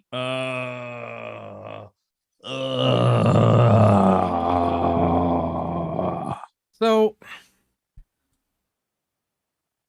when Trump was president, and during the 2020 election, Trump made a bunch of hay out of whether or not Hunter Biden was like a corrupt person, and it's really like a pot calling the kettle black sort of situation, where Trump is of course hugely corrupt in his own administration, and his children are directly benefiting from all this corruption. But then he sort of latches on to Hunter Biden, and the shit libs, of course, take this as, oh, he's just making up a bunch of shit to detract from his own corruption sort of stuff. And the further away we get from that, the closer we get to, hey, wait, no, it might be that Hunter Biden was actually extremely corrupt in this situation, and has a history of political corruption, because he's a crack addict with a vice president and then president father. So he's like an easy target. John, as you know, when we have to do like security clearance background checks and stuff like that, they look into like whether or not we're like fucked up, whether or not we have a bunch of debts, whether or not we're like people who are compromised in some way, that could be manipulated into like doing bad things for other agencies, right? Oh yeah. You remember, I guess I don't want to like out her on the air. But yeah, don't do that. You remember, oh wait, no, she was never in our unit. I was in like this was a girl that I joined out of Colleen. Actually, we shipped off on the same day, happened to be in the same MOS, fucking went through training together and all that fucking bullshit. Yeah. Fucking when we were in MOS school, you remember the process of getting your clearance? Mm-hmm. You remember how like fucking investigators, some people, even FBI agents, fucking would take them out of class? Yeah. I got she apparently has a very fucking obscure, distant blood relation to middling management, technically leaders in Boko Haram, and whatever Right. Boko Haram was before it was Boko Haram. And she got grilled for months because she was within 100 miles of where one of those family members lived when she was 14 months old. So that's how you get treated as a rank and file person in the American security construct. And then you have Hunter Biden, who at this point it's publicly known that he has a crack addiction, being allowed to like run international politics to some degree, being on the board of Burisma, this incredibly corrupt, and he kind of hand waves it away like, I did all of the due diligence I could possibly do as a person. And then it turns out that Russia's horrible tendrils still reached into Burisma in Ukraine. And it's like, no, that's not the story that's there, man. Right. His His ahead. claim is that just Russia. Thank you. Yeah, I was. But his claim was fundamentally that Russia's tendrils are already everywhere, right? Yeah. So it's even more paranoid and bizarre. That's exactly what I wrote down. Burisma is just him being a victim of Russian corruption. Go on. Right. But I was remembering a buddy of mine from high school. He was getting a clearance in the Navy doing something, who fucking knows. But I got pulled out of my home by an FBI agent, and we ended up sitting around, and she ended up asking me all sorts of questions. Right? Yeah. I mean, I'm sure some gay shit was on there. No, without a doubt, because they thought that like gay people were compromised for a long time. Right. But the simple answer that I found that worked really well, and probably because, I don't know, she was too busy, and also because I'm a big old white guy, was just every time she asked about something problematic, instead of lying in an obvious way, I would just say, no, that was more of my thing. No. I'm the maniac here. I'm the one you shouldn't give a security clearance to. Did he ever use hard drugs? No, that was more of my thing. Did he get his clearance? He did. Yeah. Oh, okay. Yeah. No, he's good to go. Yeah. He's an asshole and stupid and shouldn't have, but Yeah. I did it. I have the clearance now. There was a guy in my class in MOS school who got reclassified because his grandfather, who he knew his grandfather growing up his entire life. His grandfather was he was because he was of Russian descent. His family moved to America back in like the 50s. But it turns out, which he didn't know, I don't even think that his dad knew, that his grandfather was not even KGB, but just normal fucking vanilla Russian military intelligence. Mm. And they disqualified him from getting a secret clearance. Yeah. And just, also just because a he family, knew somebody one time. well, and didn't even know that person. Like, Yeah. like now a family secret fucking has been exposed. Yeah.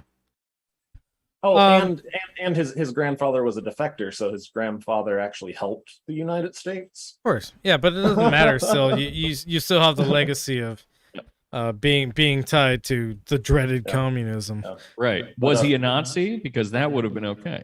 Yeah, I think we've actually got a research position for him if he is a Nazi. I think that they used to disqualify gay people from having clearances because, and it's still on the books, they just exclude homosexuality now. Sex addiction. Yeah. Which someone can suck the life out of you, suck the secrets out of your cock. Which, from what I understand, is like not like it is a diagnosis, but is it a diagnosis? I mean, so let me clarify as someone with a sex addiction that it is not real. let me clarify as somebody who's looked into this kind of thing. The reason that homosexuality was like problematic to security clearances is actually because America is such a fucked up place that being homosexual would like be like if you were revealed as a homosexual, that was compromising information about you, right? So the very fact that America was so homophobic meant that you couldn't like properly be a homosexual in the CIA or any other like intelligence apparatus sort of role, because if it came out that you were gay, they could use that against you. Because if Russians found out you were gay and they revealed to your family that you were gay, your family would hate you, and that would be a way to like make you comply with Russia's intelligence agency or whatever. So it's like one of those things where you're like stepping on the rake and then blaming the ground for giving the rake the support it needed to smack you in the face. So let's scroll down on this link that we have here just a little bit. Because all of the allegations about Hunter Biden kind of like being a corrupt individual came out during the Trump years, liberals especially were just like, we're not even going to talk about this. How dare you bring up cherished Democratic person Joe Biden's son in the context of corruption during Trump, the most corrupt president ever. Really not, actually. Kind of like rank and file corruption that he just was like honest about because he doesn't know what to fucking like not say. So this article starts out recognizing this. During the presidential campaign, liberals had plenty of reason to tune out the Hunter Biden story. For one, it was being pushed by Donald Trump, whose administration was awash in ethics scandals of its own, and who failed to make a convincing case that Hunter Biden's work for a Ukrainian energy company influenced his father's actions as vice president. And it was unclear what to make of the alleged leak of material from Hunter Biden's laptop, especially after social media companies moved to restrict access to the story, and a bevy of former U.S. intelligence officials dismissed it as likely Russian disinformation.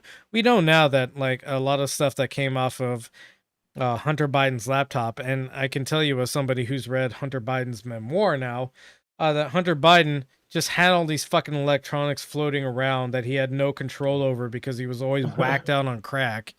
And like people were stealing his shit all the time. And so it's like the batshit crazy story that comes out where some weirdo lunatic delivers Hunter Biden's old laptop to Rudy Giuliani actually makes a lot of sense if you read Hunter Biden's memoir, because Hunter Biden was not aware of where he was most of the time and had all these electronics laying around that he didn't have passwords on, that he was sending emails to like, hey, where can I get some hard? This is not me asking for crack. I'm asking for hard, wink, wink, sort of stuff. Yeah, like all of this stuff is probably legitimate to a degree. And especially like the laptop that, you know, Rudy Giuliani is, of course, a clown person who we should not take seriously. But because he's like a prominent clown person, somebody found Hunter Biden's laptop, gave it to Rudy Giuliani. Rudy Giuliani, being a clown person, doesn't know how to like process this other than like, Mr. Trump, we've got the fucking holy grail of shit. And, you know, it all spirals out of control from there. But a lot of this information on this laptop is legitimate. And it's because Hunter Biden is such a train wreck at this point that he's just letting everything slip out all the time. Danko, I think you were trying to say something, and I'm sorry for stepping all over you. No, I'm stupid. I don't remember. But also, hard isn't like a super unusual thing to call crack. No. Yeah, which is what I'm saying is like he's using the most basic term you can to find crack. You could just ask for crack. Right, yeah. It would be no different. He could potentially be arrested all the same if he asked the wrong person. Yeah. Like, hey, bro, I'm looking for hard, and all the cops would have to do is like go to court and be like, hard is actually a slang term for crack, and then he would go to jail. No, but I actually wanted hard ass cock. Right. Well, this is a sex addiction thing. So one of the things that like Hunter Biden is supposedly completely sober now. And he's making art. And because he's such a prominent artist with such an established body of work. That was sarcasm if anybody didn't pick up on that. He's not an established artist. He has no like body of work except for what he's just like recently created.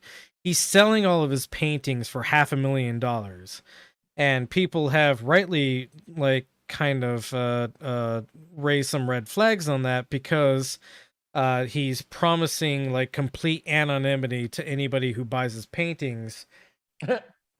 You can't do that as somebody who was a president's son, because kind of what's implicitly happening here is you're buying Hunter Biden's shitty art. You could view this as an NFT to a certain degree. You're buying the shitty fucking art that Hunter Biden's made as not an established artist, somebody who doesn't even have like a brain for like creating some kind of abstract concept. Beyond like I threw paint on the wall and I thought it looked neat, so I cut that out and I put it on a canvas sort of thing. You can kind of implicitly view this as Hunter Biden is just like selling his influence over the president. I'm a performance artist and my art is a handshake. Right, yeah. And that's kind of what it comes down to. Yeah. And so, you know, if you're like maybe not so inclined to view this as paranoidly as I do, let's go ahead and go on to. That's what art is. I mean, art is this dishonest like money laundering scheme anyway, generally speaking. So yeah, it's already kind of a way for rich people to do a dishonest thing. So it's not that far off from being like, no, it's not that far hey, off. But Hunter. I want to be accommodating to people who are maybe not as quite paranoid about this. As I'm the lube right now. Mm-hmm. I'm lubing them up. I'm getting all slippery around their dongs and pussies. This article from when Joe Biden became a front runner in the Democratic primary, it's from Zephyr Teachout, who is like a pretty decent progressive person who ran for politics a couple of times and never made it because she wasn't a sellout basically. But middle-class Joe Biden has a corruption problem, and it makes him a weak candidate. This was a correct view of Biden 2020. And we can go down to the body of the article. So Joe Biden has taken a bunch of contributions from corporate donors, all these other sort of things. He kind of works a system in a way that like financially benefits him quite a lot. And this is not something people don't know about Joe Biden. It's very similar to Nancy Pelosi. They both come from this kind of same school of politics where, you make some meager concessions for working class folks. You at least take a knee wearing kente cloth for race issues, that sort of thing. But primarily what you're interested in is creating all these like corporate relationships that end up making you money. Go ahead and scroll down just a little bit more. It goes into some specifics here. So first, Biden's support for finance over working class Americans.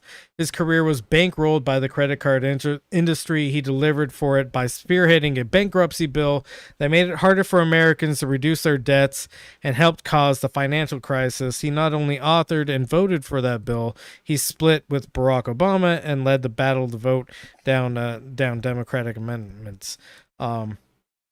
So he made sure that the Democrats didn't like take too much away from this bill that was exclusively made to like hurt poor people. His explanations for carrying water for the credit card industry have changed over time. They have never rung true. The simplest explanation is the most likely. He did it for his donors. At a fundraiser last year, Biden promised his Wall Street donors that nothing would fundamentally change for them if he became president. Now the financial world is raising huge money for his campaign. It clearly thinks he's going to be its friend if elected. Most Americans who get ripped off by the financial sector on a daily basis aren't looking for a candidate who has made their life harder. So Biden was always kind of like a plant, essentially. Second, on healthcare, on 25 April, the day he announced his campaign, Biden went straight to a fundraiser co-hosted by the chief executive of a major health insurance corporation. He refuses to sign a pledge to reject money from insurance and pharma execs and continues to raise money from healthcare industry donors. His campaign is being bankrolled by a super PAC run by healthcare lobbyists. And then the third one there, climate change. Biden signed a pledge not to take money from the fossil fuel industry, then broke his promise. Right after a CNN town hall on climate change, he held a fundraiser hosted by the founder of a fossil fuel conglomerate. He is pushing climate policy that has gotten dismal reviews from several leading environmental groups. So basically, as I always say on the Instagram, Joe Biden's progressive candidacy was always a fucking lie, and it was clear from the very beginning it was a lie. This is not a family that is averse to corruption, almost in the same vein as Trump, but not so blatantly upfront about what kind of corruption they're committing. They're polite about it. They're polite about it. It is exactly what kind of wins liberals over to Joe Biden over Trump, even though kind of functionally they're very similar in a lot of ways. So Hunter Biden at this point in the book. Can I interrupt you really quick? I'm sorry. Sure, go ahead. But no, about that politeness thing, I think there's something really important to point out there, which is that it has to do with a certain way that liberals and conservatives, actually conservatives leave it just as extremely in a different way, that the way that you make political decisions is through like a market alternative, right? So either you're burning your Nike sneakers because they supported someone that was kneeling, or you buy green products or whatever the fuck. And so it boils down to aesthetics, right? Mm-hmm. It boils down to what will I be perceived as purchasing, but also what will my purchasing power be placed towards.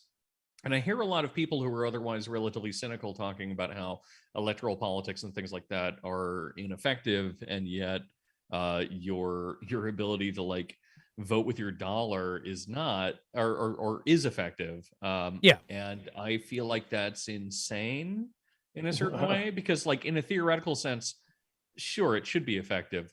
But the fact is that I hate Amazon so deeply. And I just got a printer and like 6 books delivered by them. I'm simply not going to stop. And I know some people will, but most people won't.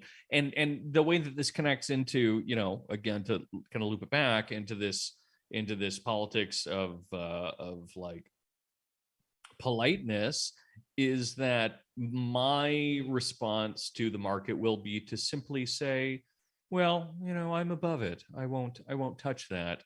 Versus the conservatives, which will be like, I'm going to take all of my razors and shoes and I'm going to burn them in a fucking dug out in the front of my fucking house. And then I'm going to kill myself.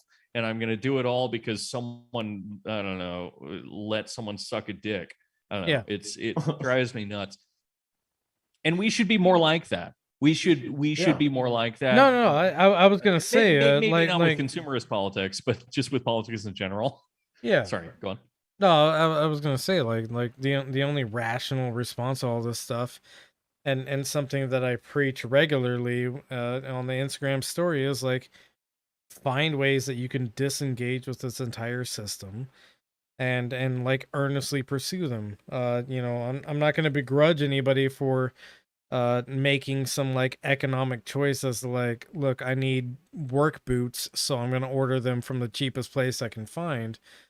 But keep making those decisions in such a way that you can like wean yourself away from the system that like kind of just crushes everything into like a gross paste that's used to grease the wheels of capitalism. It's a long project, and it does require I think genuine, earnest, long-term planning, where you do have to make some like short-term shitty decisions. But Joe Biden is not like one of them. So let's see. Going through my notes. So at a certain point in the Burisma chapter, Hunter Biden admits that he's gotten a lot of like handouts, essentially, or a lot of like positions that he wouldn't have normally gotten because his last name is Biden and because everybody knows that he's Joe Biden's son. But what he says about this is not that like, hey, I'm very lucky and fortunate to have this last name, and let's leave it at that. What he says is it's actually made him work harder because he's tried to escape the Biden last name in terms of like just being like a product of nepotism. He's not willing to accept that he might get a position because of nepotism, but what really happens is that he actually works harder because he wants to like give the appearance that he's not just the son of a senator, vice president, president. He's actually his own hard individualist worker. Well, that's what you hear every time. Which is complete fucking bullshit. Everybody works super hard, and rich people never work hard. And no person could go through like, 10 years of like going back and forth between rehabilitation clinics and work and make millions of dollars a year. Right. But there's also, and not to become too friendly to the bourgeois here, but there is, I think, something to this idea behind like fractal insecurity, essentially, or like fractal precarity or whatever. Sure. In the sense that if you, during the periods of my life, I've certainly been the most stressed when I couldn't do things like fucking eat. Right? Like that is the worst moment. That is the worst. But once you have some really fundamental things covered, and like you can eat, but it's stressful to make your way there, but you can still do it. at a certain point, the stress ends up becoming pretty similar to any kind of stress that you end up experiencing up or on the totem pole, right? Because people get used to things, right? And so, and people, their bodies and their homeostatic like principles are all ultimately based in such a way that, you know, if you were born into a circumstance where you've only known extraordinary privilege, your body is going to, you know, adjust in such a way that, oh my God, I pricked my little pinky toe. And that's going to like cause you extraordinary torment. I mean, it probably won't, but you get the metaphor. Yeah. And I, again, am not terribly sympathetic to that. But I think it is an important thing to consider when talking about a lot of these folks, right? Because it again, like that Wallace Stevens thing that I point out all the time, which this whole like metaphors, the important part of them is they're not true kind of thing, is that, you know, these people do believe that they believe these things a lot of the time. It's all like a bourgeoisie fiction of like a struggle, right? Right. And you know, just as much as people constantly cite things like Harry Potter or whatever, you know, these people do ultimately believe in like their fiction of like, wow, I can't believe how difficult it was for me to deal with this addiction. And Hunter Biden is speaking, you know, on his addiction after like 25 years of being an addict. Where and imagine being the most privileged person in the world followed by being a crack addict. Like that must actually be pretty hard. That must be really weird. It must be really weird, but at the same time, it's like how many addicts make it through 25 years of addiction? Not very many, and definitely most of them do not have the privilege of going to like rehab clinics all the time. For you know, months on end, and still being able to like pay their bills, not walking out of there as like homeless people indebted for the rest of their lives or anything like that. Like this is all just like a bourgeoisie experience of like, oh, I had to deal with poor people problems, and the poor person problem is that I can't control myself. Right. And so, you know, this goes into one of the last like really major critiques I have about this as kind of like being deranged in a lot of ways, which is this quote when he's talking about like being in like one of the heights of his addiction. So you know, he's trying to find crack all the time, and this is I wrote it down word for word, this quote from him. Walking into a park in a high crime neighborhood was no different than playing Russian roulette with 2 shells in the chamber. Or in some places, it was like playing with 5 shells, Holy and I was shit. still willing to spin the That's chamber fucked. again and again. Okay. Yeah. That blew my fucking mind when I read that. So, lore, I, surprise, unlike everyone else on this podcast, have addiction problems. Oh, that's interesting. Would you like to write a book about it? It's crazy, right? But the thing is that I don't fucking know, dude. Like there are sketchy neighborhoods and there are less sketchy neighborhoods, and there are really nice neighborhoods. But the thing is that I don't fucking know, man. Like I've bought drugs in Barrio Logan in San Diego and felt nothing. Like it's just it's a neighborhood full of people that like I don't know. It's like here's the point I would like to make out of that is he is someone who is addicted to a drug that he sees as a byproduct of the seedy places he doesn't want to exist in because he's too good. Well, he's a Bukowski fan, so he's connecting the drug and the experience, like the location. He's connecting all these things so much. He's just like he's having fun with it. Is the thing. That's what's happening here for him. Is that he's like his experience of these locations and these places is like him writing a book, at least in the circumstance of the book being written. which is why one of the reasons I'm convinced it was written by a without a doubt. ghostwriter. Well, I Ghost- mean, it's obvious in ghostwriter, 1,000 yeah. ways, but because the difference between him and any other addict writing is that he doesn't include any of the fucking fun shit he did. Yeah. There's No, he always like joy in vaguely it. refers to it as we did a bunch of demented, deranged stuff. Yeah.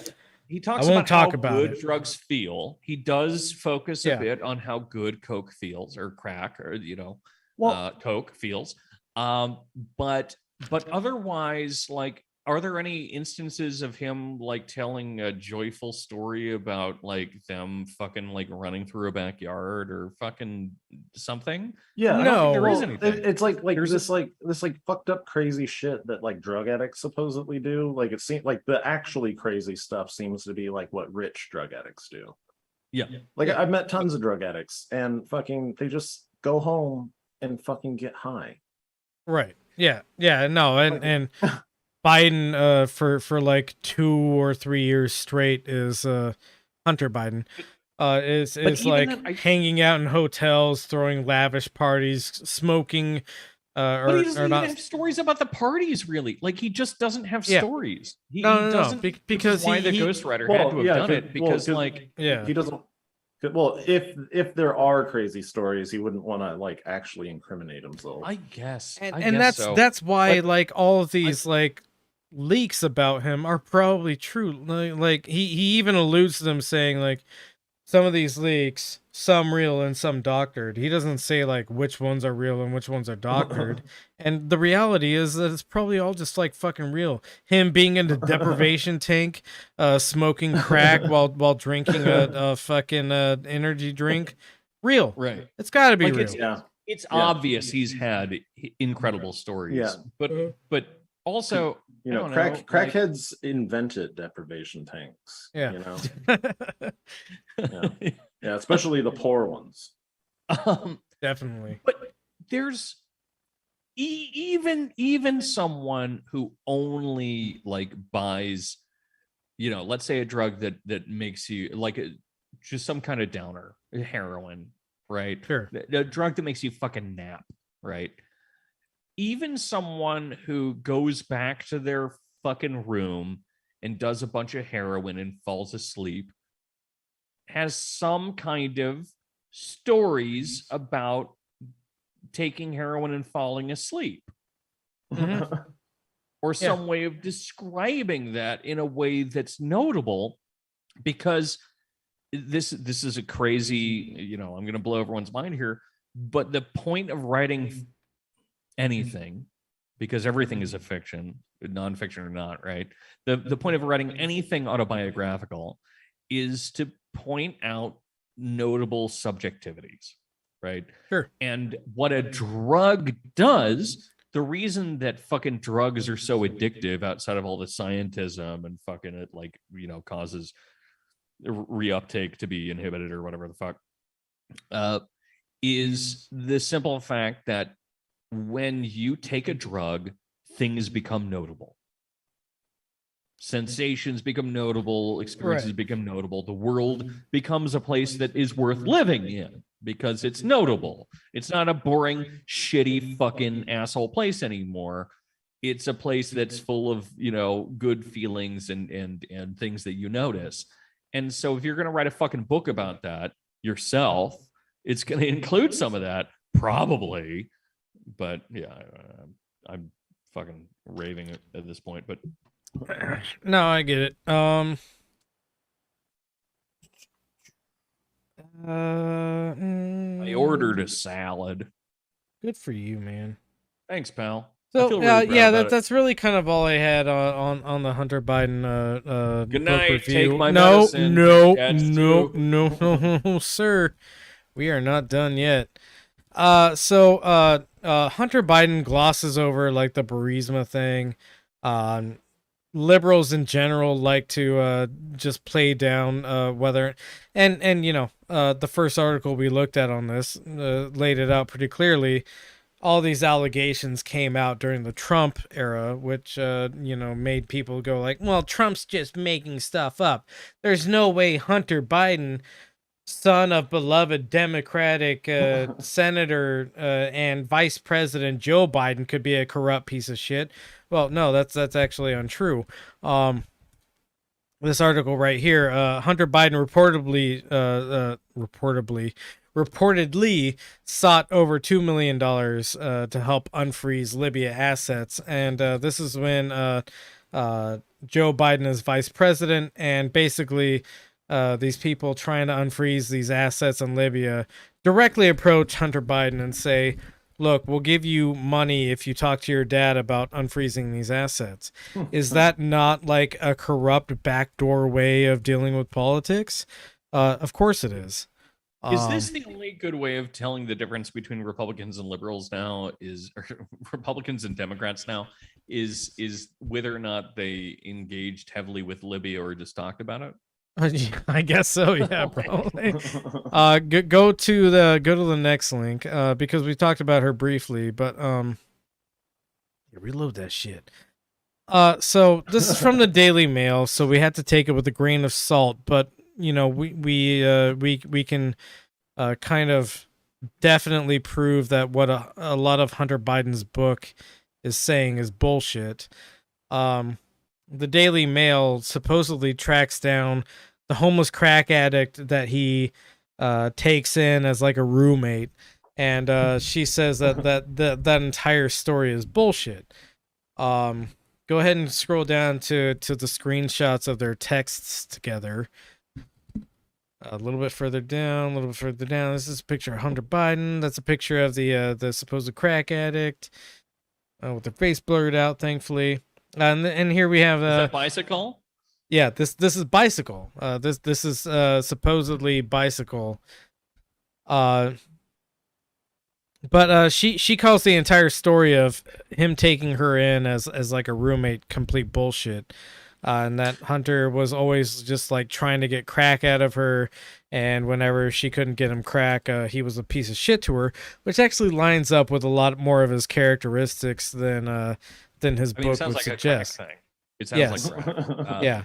But also let me point out the funniest thing about bicycle in this whole thing, which is sad to say this because again, this is a book about your family dying in crack addiction, right? But the funniest thing about bicycle is that when he introduces her in the book, he's like, if you've ever driven around DC, you know exactly who bicycle is. By the way, I'm not going to dox that bitch. Yeah, I'm not going to dox her. And that's part of her complaint and why she talked to the Daily Mail is apparently, because of how much like information he gave about her, her employer, her actual like real employer, found out who she was and fired her for being. Oh, come on, you're working with Hunter Biden's like ex-drug friend. You gotta keep them on board. I don't care how bad their performance was. I don't care if they were like stabbing customers when they walked in the door. I would keep her on board to listen to stories. Yeah, no, like, me too. But we're not in charge of businesses like that. So, maybe that says something about society. Maybe that says something about us. Maybe we should become cool. So scroll down to that screenshot, John. And this is apparently screenshots of their texts together that bicycle / Rhea shared with the Daily Mail, and her like initial complaint is like, I didn't know that he was gonna like write an entire chapter about being cool with me. So she's on the left, and Hunter Biden is on the right here in the text messages. And on the left here, it's, what did you say? Look, I didn't hear you the last time. Please call me, please. Look, I'm at the District Hotel now. Please call me. Please call. She's desperate, obviously. Can I have a code, please? You could have heard me out. And then Hunter Biden replies with, no, I can't, asshole. And then she replies with, can I have some help, please? Good morning. Can please have some help. I do have other things to take care of. Please, hello, please call me, please call me, please call me, etc. Hello. I'm waiting. Hello, and Hunter Biden. Expletive. I think he replied with like her real name or something. Oh.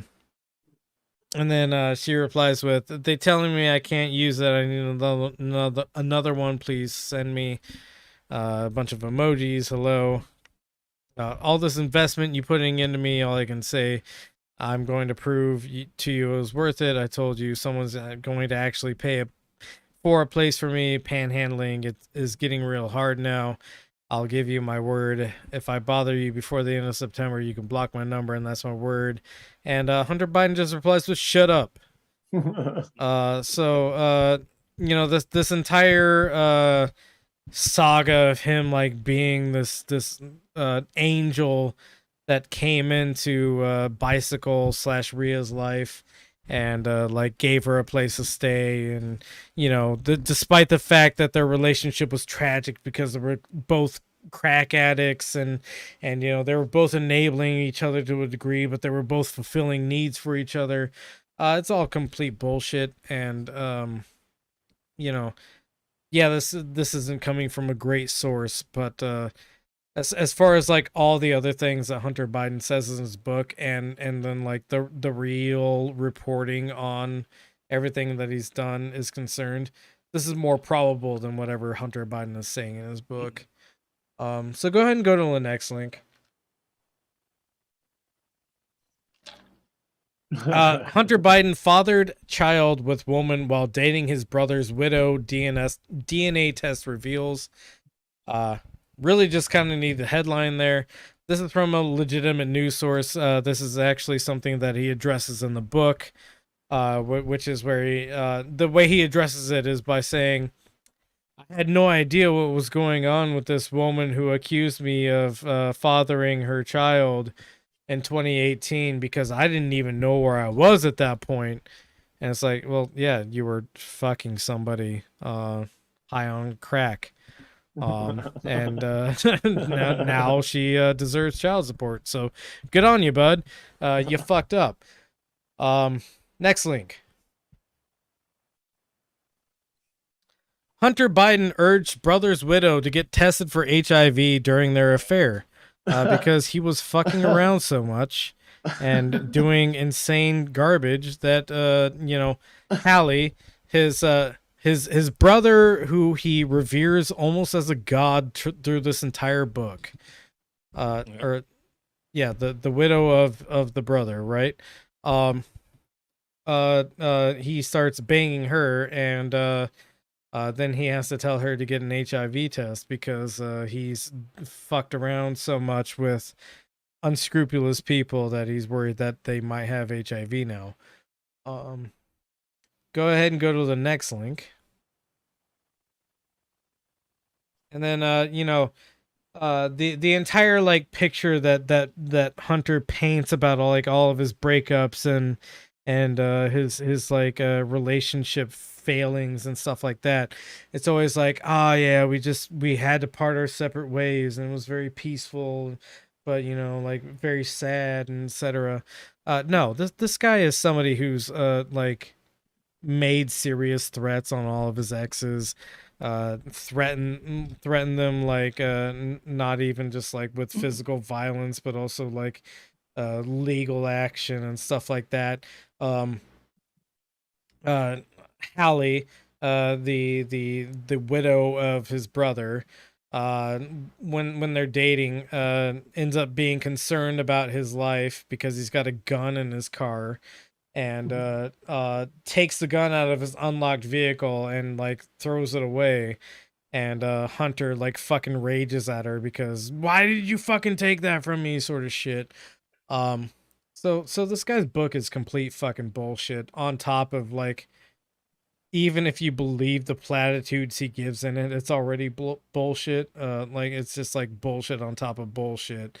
Also, again, not to rage too hard against the way that headlines are written. I know I always do this, but instead of it saying Hunter Biden raged at sister-in-law turned lover Hallie, it should say Hunter Biden raged at sister-in-law stuck in washing machine. All right. So we have a Jordan Peterson clip to get to real quick. And by real quick, I mean it's we had to watch 12 minutes and 30 seconds of this. All right. I'm gonna mute myself, and then I'm gonna interrupt in 45 seconds. Great. You do that. I'm gonna go to the restroom. John, go ahead and start the video. Are in the midst of a culture war. Although it started in the universities, particularly in France, through the open portal of the damnable Yale, and then into the rest of the institutes of higher education. It is not only the faculty and administrators of our colleges and universities who are at fault. Did I misunderstand? Oh, was he calling Yale the portal from France to America? Or was he saying that I guess so. Yale was where this began, but it also began in France? I don't know. Because I figured like the École de Sociology or whatever the fuck would probably be. It doesn't matter. Sorry, go on. I'm going to mute myself. Those charged with the privilege and responsibility of running the corporate world are lining up to kowtow at the DIE altar, diversity, inclusivity, and equity, at a rate that exceeds and with a cowardice comparable to that characterizing the most contemptible of pencil-necked academics. I'd hope that he's making fun of pencil-necked academics. Dude, I mean, yeah. The most contemptible of pencil-necked academics.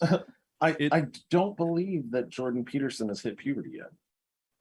No, he certainly hasn't. I mean, there was that period, it was a psyop that they were playing on us where they like glued a bunch of someone's like not even pubes, like someone who keeps their dick and balls pretty fresh, like whatever comes off of that, like glued it onto his face and like decided he had a beard, you know? Yeah. And I think that's the greatest exemplification of his gender dichotomy, as far as I'm aware. But yeah, I mean, manly man. I mean, oh shit. Whoops. So, do you think that we didn't do it, Mike? We got a minute in. Yeah, I knew it. So, have the benzos finally worn off, or is he back on the benzos? Oh no, he's fully back on the benzos. I don't know. I'm gonna look at his eyes from now here. Yeah. I mean, what you really need to look for. What you really need to look for is how he starts reading things later on, which gets really like actually genuinely unhinged. Yeah. So which could be withdrawal syndrome. Yeah. I wouldn't say withdrawal symptoms, but like just like generally being fucked up and out of your mind symptoms. Isn't the withdrawal symptoms of benzos permanent psychosis? Yeah, it could be. That is one of them. Yeah. And you know, this is the guy that had to be put in a coma to alleviate his benzo withdrawals. So we're not talking about like least addicted benzo guy sort of symptoms. We're talking about most addicted benzo guy symptoms. One of my favorite things in like conspiracy literature, as well as kind of in real life, but mostly in the conspiracy stuff, is this idea that the way you brainwash someone, or the way you could brainwash someone, is by savaging their ego so severely through, I don't know, rape or whatever. That's generally where people seem to go with this, sexual abuse, that their consciousness fragments into 1,000 little pieces, and then you rebuild them from there. And just the idea of making a Manchurian candidate out of Jordan Peterson by making him take a bunch of Klonopin is really good to me. It fucking rules. Anyway, Mike's texting. He doesn't care about us.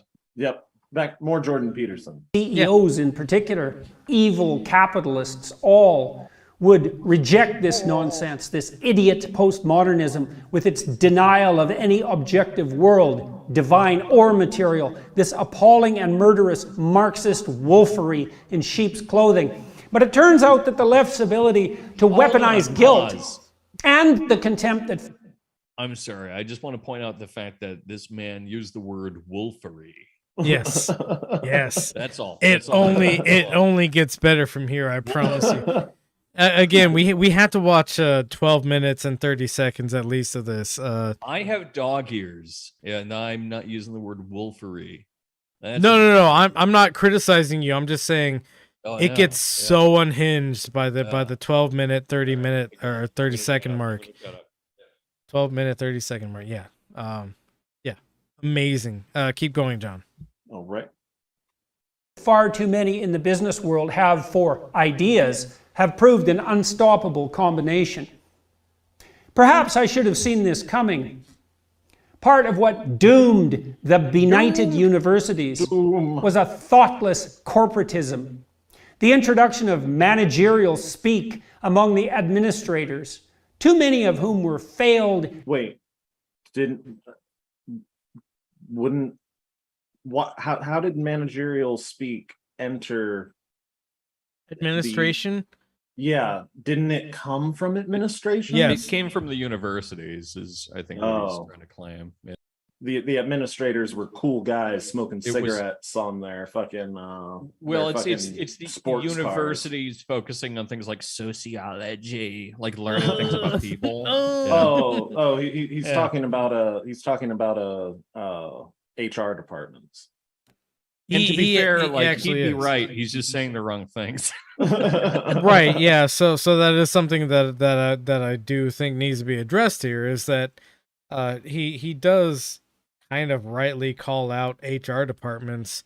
However, that's Jordan's whole thing. Yeah. It's one of those things where you like math teachers always ask you to write out your work. Jordan Peterson sometimes gets half right conclusions, and almost achieving right answers, and then you can't ask him to write out his work because he doesn't know how he fucking got there. And if you really took the time to examine how he got there, you'd be like, oh shit, I'm actually going in the wrong direction on all this. Well, it's also, this thing that we pointed out before, which is that, the reason that you can't have interesting or one of the reasons that you can't have interesting or compelling superhero movies at this point is because the villain always ends up becoming a hero in a certain way, and then you have to make them ridiculous, right? And the reason for that is that everyone fundamentally has the same critiques in the same way that we had fundamentally the same critiques in the 1930s, or the 1920s, in the sense that everything around us is fucking falling apart. Capital is failing. We're entering into a crisis. You have the option of either going towards the far left or the far right. They both have exactly the same things to say, except one of them happens to be saying some really weird things about transgendered people and Jews. So he's of course going to be saying things that are, absolutely. Yeah, no, you're right. HR departments are evil. Corporatism is awful. Universities are actually fundamentally wrong and train people's brains to be broken. All that shit. Mike's camera broke because I'm talking too much. I can still hear you. And all the shit's happening, and we all agree with that. Anyone that's put enough thought into it agrees with it. But what is to be done? That's actually a book by Lenin, isn't it? We did it. Keep playing this Jordan Peterson disaster, because he goes completely in the wrong direction. Oh, we're only a minute and 30 seconds in. Why can't I hear you anymore? Who? I can't hear you Turning anymore. in desperation. Hold on. Yeah, I think this is an error on my end. That's broken again. You can't hear me? No, I can't hear your stream. The problem. Oh, okay. I hear Mike popping in and out. Wow, that's wild. Because I mean, I have to be heard. This is fine radio. If only we had a producer that would handle. No, there's something going on with my computer that I need to troubleshoot later on. Go ahead and start playing again, John. Whatever, you're gay. I mean, I'm when gay. all academics worth their salt, so to speak, at least have the spine to have some contempt for their competitors on the public status front, deserved as it is in some ways, or not.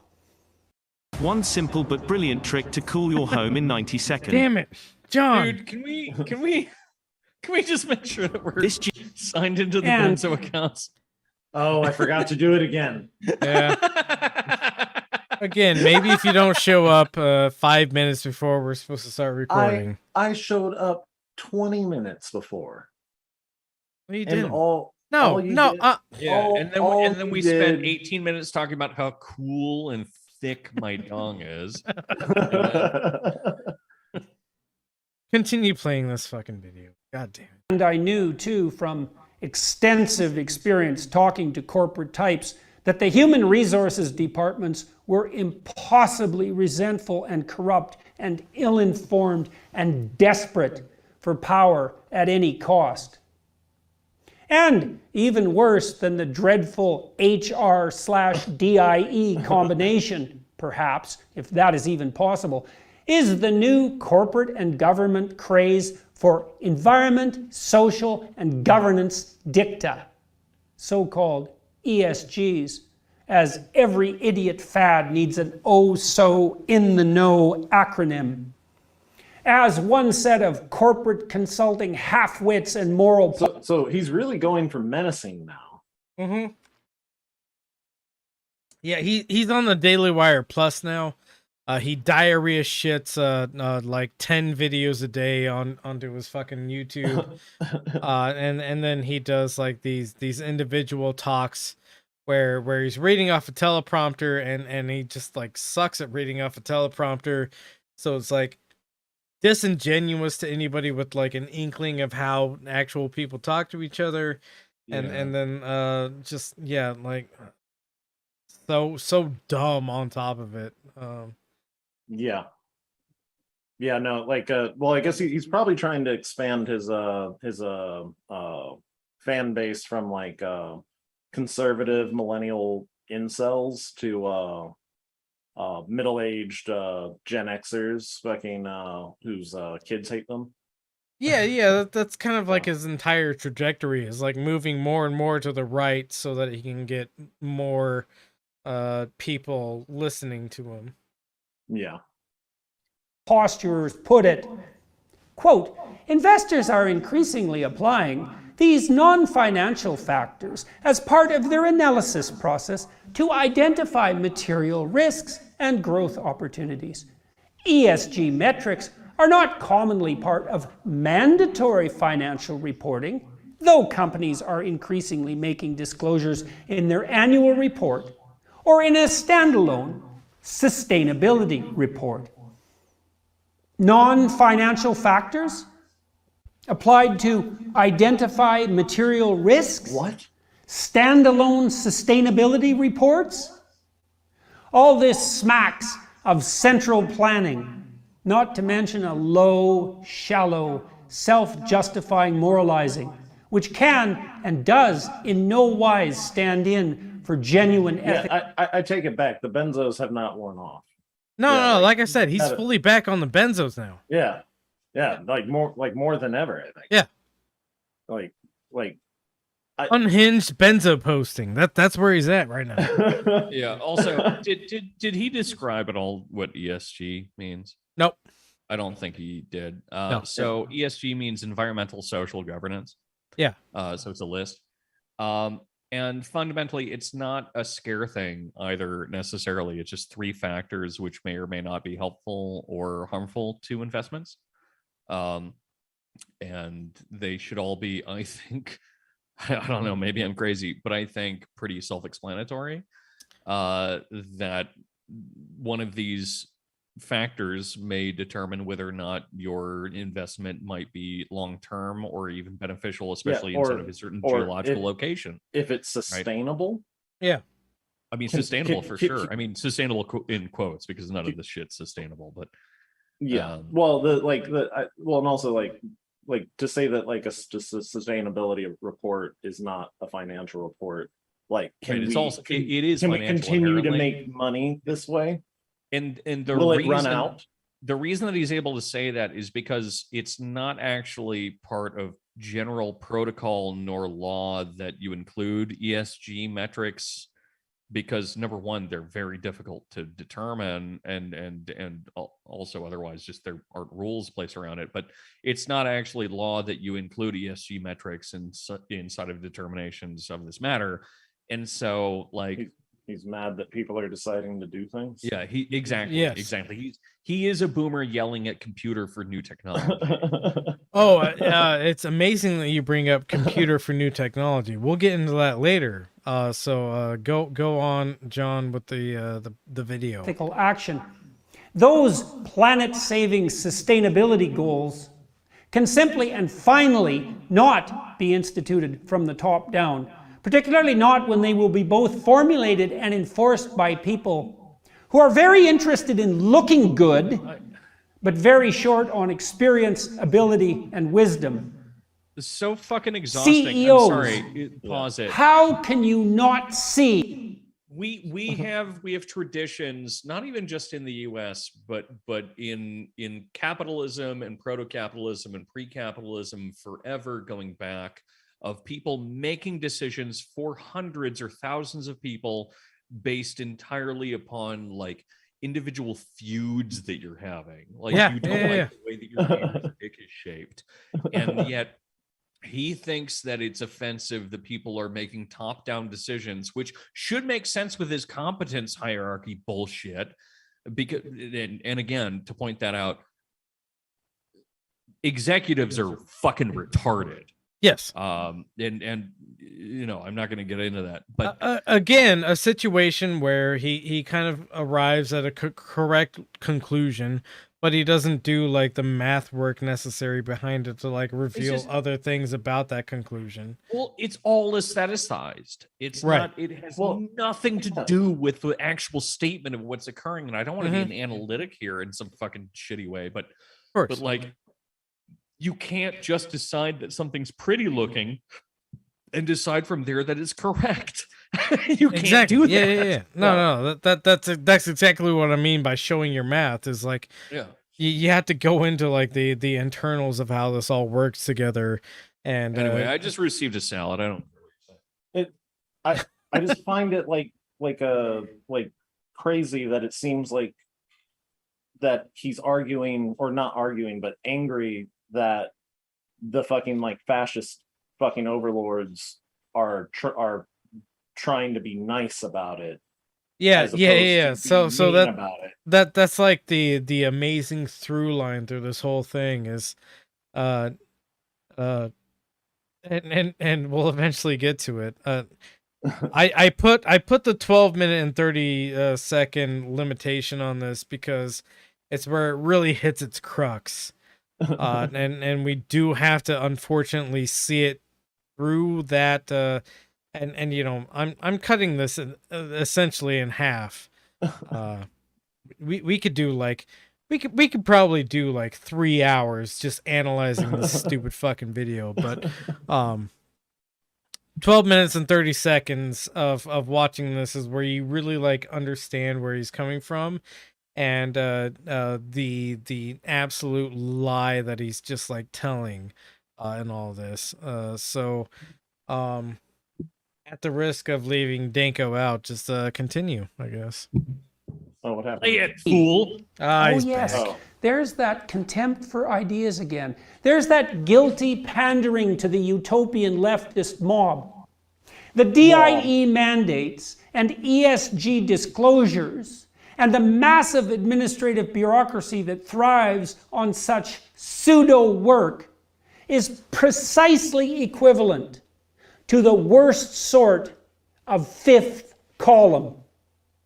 You CEOs are elevating the least competent people in your corporations, that's you, human resources personnel, to the highest positions of decision making and company planning, turning over your hiring decisions to those deluded enough to think that diversity is a substitute for ability, and to believe that equity merely means equality of opportunity. What does it mean? How about you take the time to find out? A hint. It means equality of outcome, a principle utterly and absolutely antithetical to every free market principle ever established, and a doctrine as opposed to the operations of the capitalist world as anything conceivable. Sorry, I didn't hear. Sorry, I was very quiet. I have a mouthful of lettuce and chicken right now. Why is some chicken in my mouth? So, here's the thing. Yeah. In case anyone's not aware of this, like genuinely, not to be condescending. So the problem with this idea of equity versus equality kind of thing. Yeah. I mean, there are a lot of problems with it. But yeah, he completely misattributes both of them.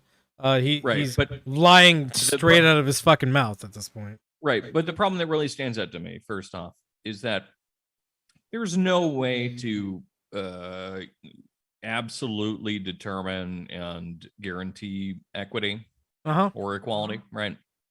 Of outcome or of initial standing, right?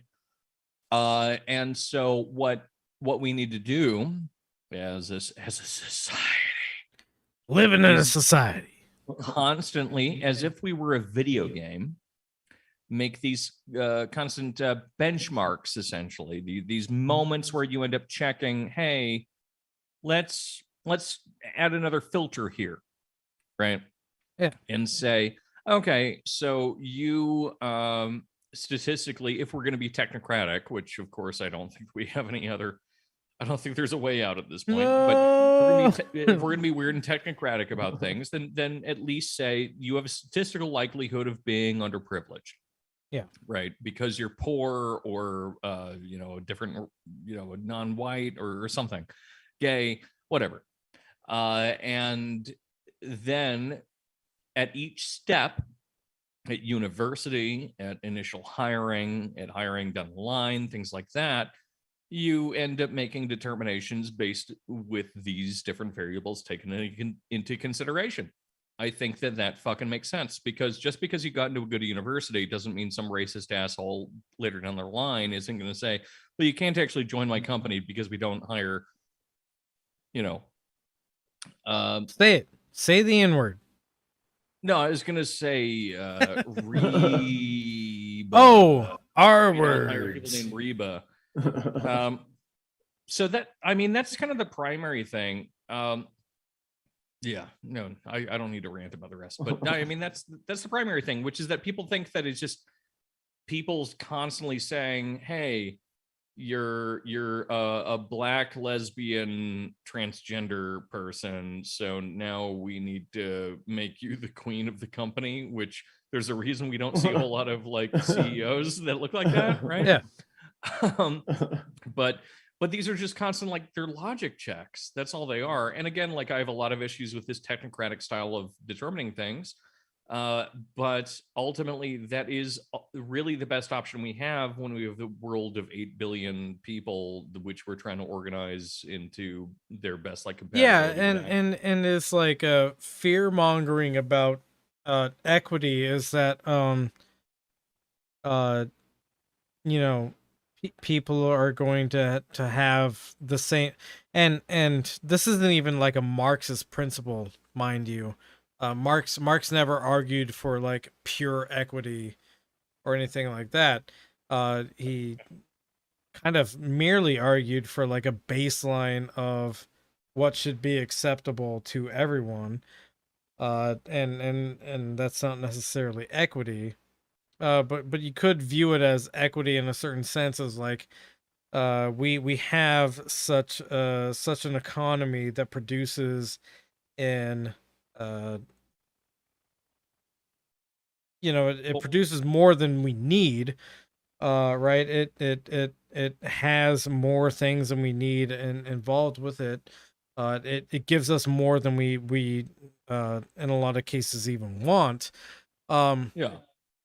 I mean, the equity colorblindness that's works talked a lot about. better. What's up? When colorblindness works significantly better when you aren't living in a system which is predicated upon capitalism and years and years and years of it. Yeah. Yeah, and like the kind of equity that someone like Marx might speak to is saying, hey, look, we exist in this economy of producing massive amounts of wealth.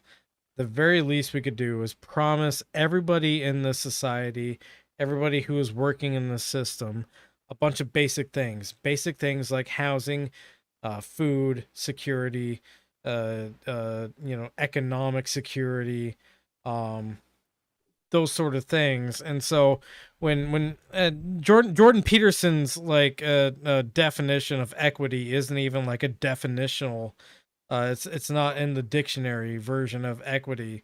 It's purely pulled out of his fucking ass.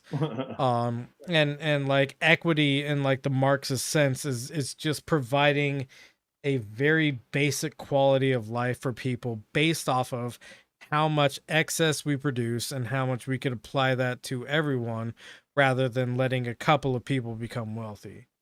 And he's gonna like tell on himself later on in this video, which is why we need to get to the 12-minute and 30-second mark, because he's just like gonna completely come mask off at that point. Also, can I give a quick review of the salad? It's not very good. Where'd it come from? I don't fucking know. Well, that's one problem. You don't even know where your salad came from.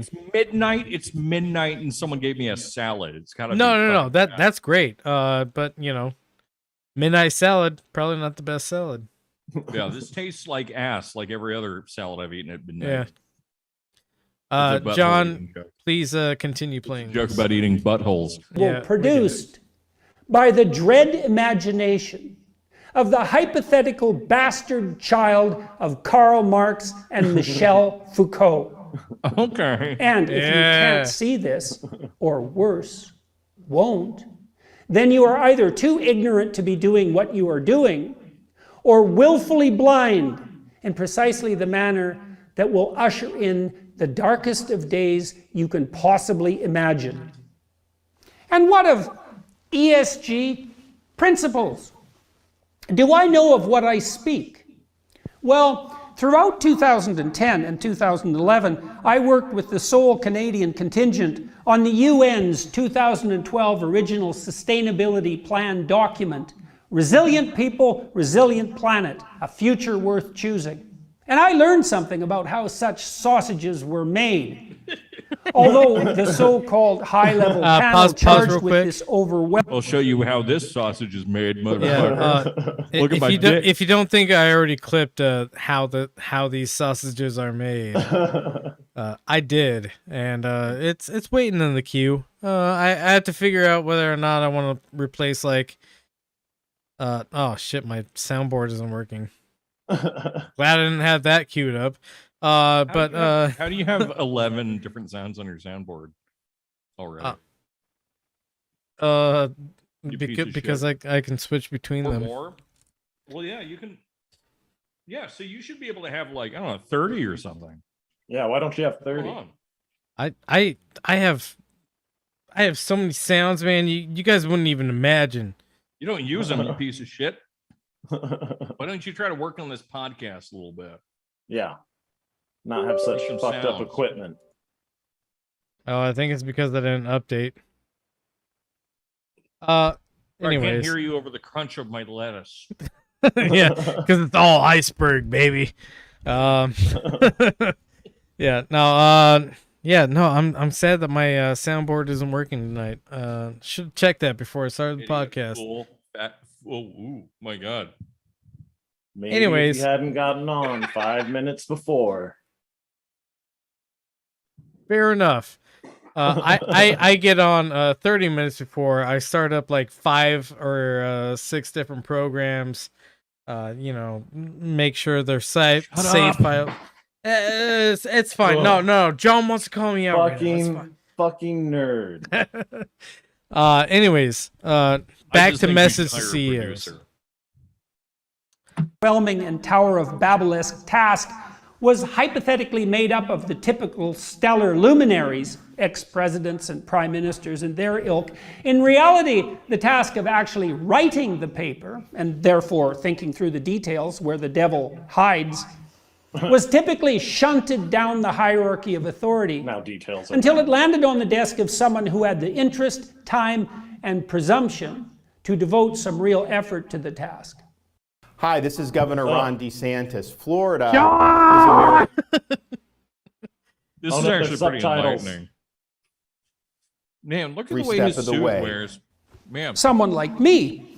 I say this without cynicism. Ex-presidents, etc., have calendars that are fully booked, often months or even years in advance, and simply do not have the time, resources, or often the ability to sit down and think through, write, and edit the vast research proposal, because that's what the UN report really was, that makes up a plan for the planet. And who does? Who's an expert in planetary sustainability? No one. Jordan Peterson. It's too complicated. And that's why we have a decentralized free market economy. Oh, captains of industry. Oh, captains. 169 Can you goals. pause real quick? Reduced. Did he actually do an "Oh, Captain, my Captain"? Yes, he literally said, "Oh, captains of industry." He is so fucking horny for anybody who's in charge of a company. Well, I mean, he wishes they'd be a little bit more attractive, though. To be fair. Yeah, right. But also, so here is where we see the clear influence that the Daily Wire Plus is having on Jordan Peterson. And this isn't me saying like, oh, Daily Wire Plus is manipulating Jordan Peterson. But now Jordan Peterson has his camera crew, and he's able to write these like elaborate scripts that he's trying to deliver to people. And it turns out that he like sucks at writing and delivering all these things. But he has like an editorial crew now. Also, like you might have noticed if you're somebody who was subscribed to Jordan Peterson's channel up until this moment, he has been diarrhea shitting new content out. And it's not him. It's the Daily Wire has put a couple of editors on all of his old talks and stuff like that, and they're just clipping them to say, whatever horrible thing Jordan Peterson has said in his past, but like really put a point on it so you can click on it and be like, why are women not suitable for leadership positions? This is almost directly something that Jordan Peterson has posted now. And I don't trust anything that bleeds for. Yeah, no, almost to that point as well. And Jordan Peterson saying is women are too agreeable, and if you're too agreeable, then you negotiate on bad faith, and what you have to be is a disagreeable man, but you can't be so disagreeable that you cause revolution. You have to be disagreeable enough that you advocate for $1 more an hour at your workplace. I mean, this is basically like what his entire like philosophy boils down to, because he's a hack, he's stupid, and he's recovering non-recovering benzo addict. I hope this isn't offensive to any of the queer people on the podcast or listening, but Conservative straight guys are the gayest fucking people on the face of the earth. Listen to this fucking guy talk. It's right? fucking crazy. This is not a straight person talking to you. we have to CEOs, goddamn you! Like that's not straight person talk. Sorry. Hey buddy, how much do you love pussy? I'm afraid of kissing it or being around it. When you kiss a pussy, for instance, you become enamored with the pussy, and when you are enamored with the pussy, you become a beta male, and it's all said unironically with this voice of a guy that sounds like Kermit the fucking goddamn frog. I'm gonna be honest. The straightest thing I'm ever gonna do in my life is become some woman's slave and raise her kids. Yeah, of course. So again, we had to make it 12 minutes and 30 seconds. So can we go? Oh Jesus! Nope. And I will hold a gun to your heads and make you watch this until 12 minutes and 30 seconds. God, and, I really and want a straight once woman to make me nope. Once we get to that point, you'll understand exactly why I made us do this.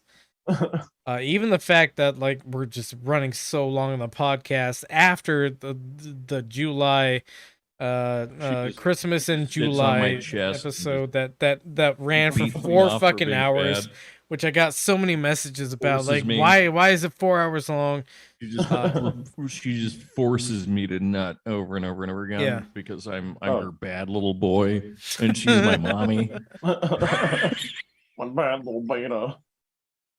John, please keep playing this. Without much thought to a still unwieldy 17. By what mechanism? By whose choice? With what evidence that such planning is desirable, to say nothing of possible, or more likely, counterproductive in an absolute sense? We have a decentralized free market economy so that the invisible hand, which is actually a gigantic distributed computational system calculating adaptation to the transforming horizon of the future. So that the invisible hand, the free choice of product and occupation characterizing billions of people, can guide us as unerringly and selfishly, thank God for that, as possible into the future. And this simply cannot be replaced by the utopian hand-waving of centralist, globalist planners, even if they are blessed with the charisma and brilliance of that consummate conference organizer, Klaus Schwab. The computations of the decentralized free market system, guided as it must be by a necessary minimum of political constitutions and international treaties, simply cannot be replaced by brute force top-down machination, no matter how well-intentioned. Remember what the road to hell is paved with. We tried that with the bloody 5-year plans of Stalin and Mao. Remember how that turned out? And if you think the comparison Can we pause real quick? So first off, not a huge fan of Stalin or Mao, of course. But the way he reads those lines is so forced and shitty and dumb.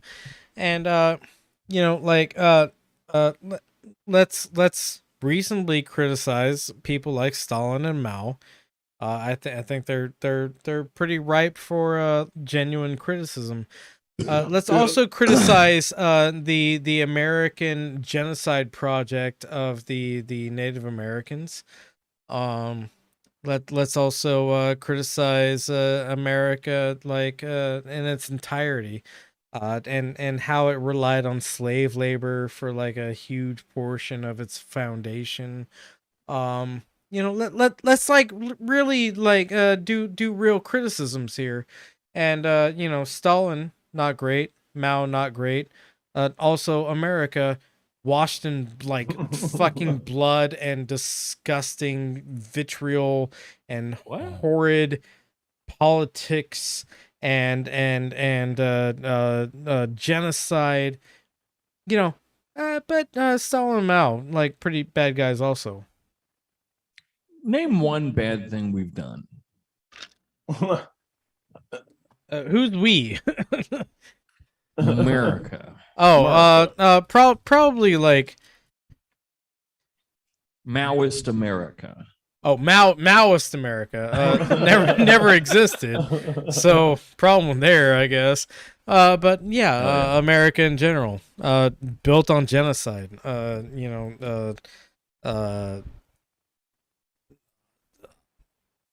The Holocaust, of course, awful, horrible, bad. The American Holocaust of Native Americans, worse than Hitler's a genocide really weird of the Jews. experience. So not to dox myself again, God. but I live around Milwaukee, right? Milwaukee. Milwaukee, yeah, right. Like the name gives you a hint. Yeah, the racist shit. But every time I end up driving down one of the highways here, I see a big old sign that says America's Black Holocaust Museum. And at first I think, oh, come on, that's a really heavy-handed name, isn't it? The Black Holocaust Museum. And Sure. and by the time that I've passed it, I'm just like, yeah, well, duh, of course. It's the Yeah, this wait, is the United whoops. States of America. What the fuck else should you actually call it? We did the every time, whole every single fucking genocide. time. It takes 5 seconds for this to occur. It's Yeah. this moment of, oh, come on, you're right. No, and not dunking on you or anything like that, but No, I'm white. I get it. the entire construct of how we learn history in America is always like, Christopher Columbus came across the sea, and I forget which year that happened. There's a whole rhyme about that, but who cares? And then Americans push back against the colonial powers of England. There's a rhyme here. There's a rhyme here that makes it really easy.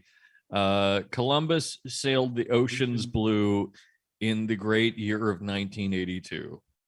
1982. Yeah. Yeah. Oh wow, that was so recent.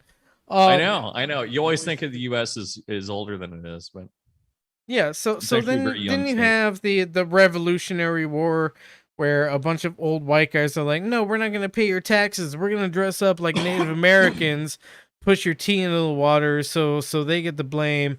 But then we're going to like fight a proxy war against you until it like turns out in our favor, and then we're going to like claim an American country. Hey, Mike. What's up? Is this I asked that question as a conspiratorial? joke. Can we fucking finish? No.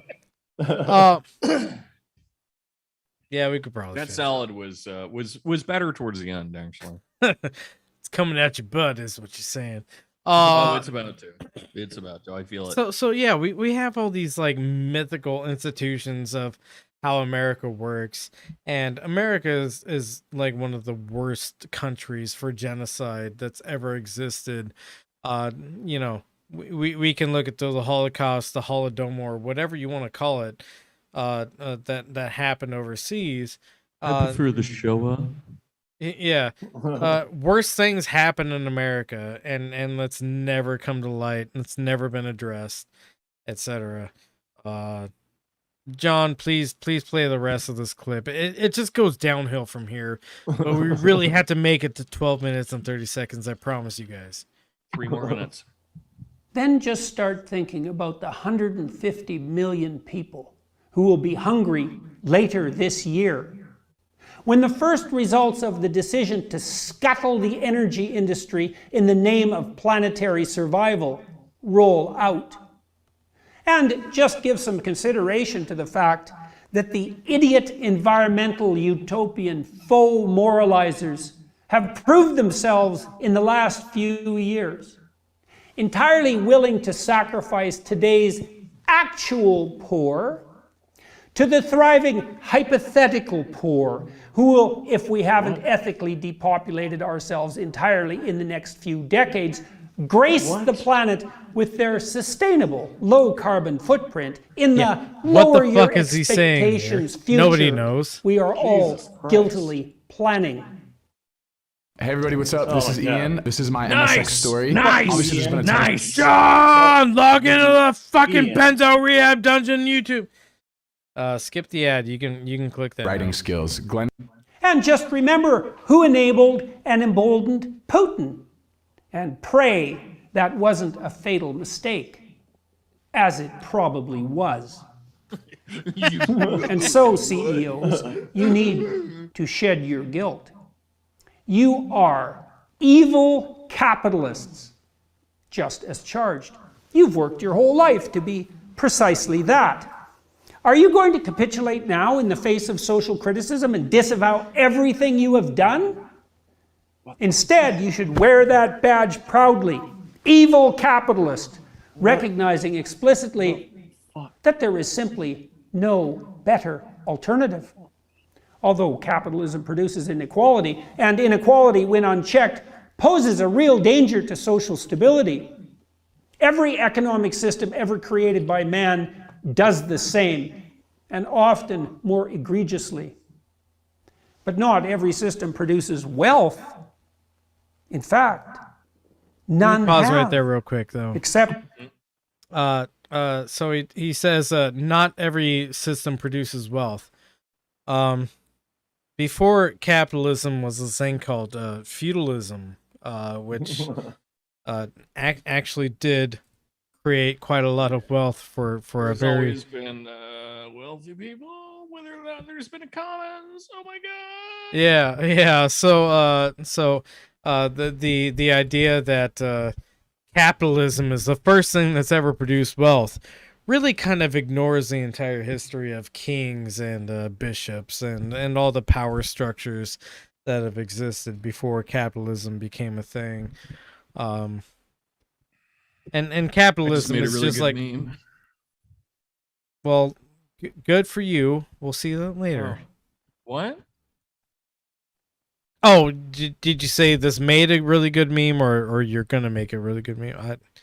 I didn't quite hear what you said. Who cares? Let's Yeah. watch the rest of this. So yeah, we only have like less than a full minute left to listen to Jordan Peterson. What I'm betting on. and it's important that we listen to this last like 40 seconds of what he's gonna say. But go on. All right. Except free market capitalism, which has, in recent decades, lifted an unprecedented number of people, not least in putatively communist China, out of the absolute poverty that has been the rigid and certain destiny of everyone for the entire span of human history. Capitalism indeed produces inequality, but it also remediates dire privation. For the first time in the entire painful temporal span comprising life here on Earth, everyone has enough to eat, except when political machination interferes and malevolence gains the upper hand. Or market machination. Obesity is now a bigger problem than All right. starvation. But we don't need to listen to it anymore. First off, he says capitalism has produced enough food for everybody to eat. America is one of the most food-starved countries in in the world. Sorry, not just America. Have I frozen? Never mind. No. It looked like I had frozen. Yeah, America has like the worst like food security of any first world country. And America's arguably the most capitalist country that exists. So his thought that like we're living in a post-scarcity world because of capitalism, not true at all. Scarcity is a byproduct of capitalism, of course. We all know that here. What other lies is he telling? Well, I mean, part of it's a lie of omission, because I mean, well, it's a lie of omission because I mean, technically there is enough food for everybody. It's just that, of course, evil capitalists would rather burn it, right, than feed the world. Look, if supply is really high and demand is low, You gotta burn all the food. You gotta pour bleach on the scraps that you put into the dumpster sometimes, you know? It's just how it goes. You gotta burn the wheat. You gotta burn the wheat. Yeah. To separate the wheat from the chaff. You must. You know what you gotta do? You gotta take my medicine. No. Take John's too. We're not done and make yet. Sure to share with Mike's friends. We have 2 more links to look at. They're very short, but I promise they're great. Cindy Bay. She looks like a Cindy Bay. You know what I'm saying? You know what I'm saying? Because she's female. Yeah. So go ahead and play this. Go ahead and play this clip.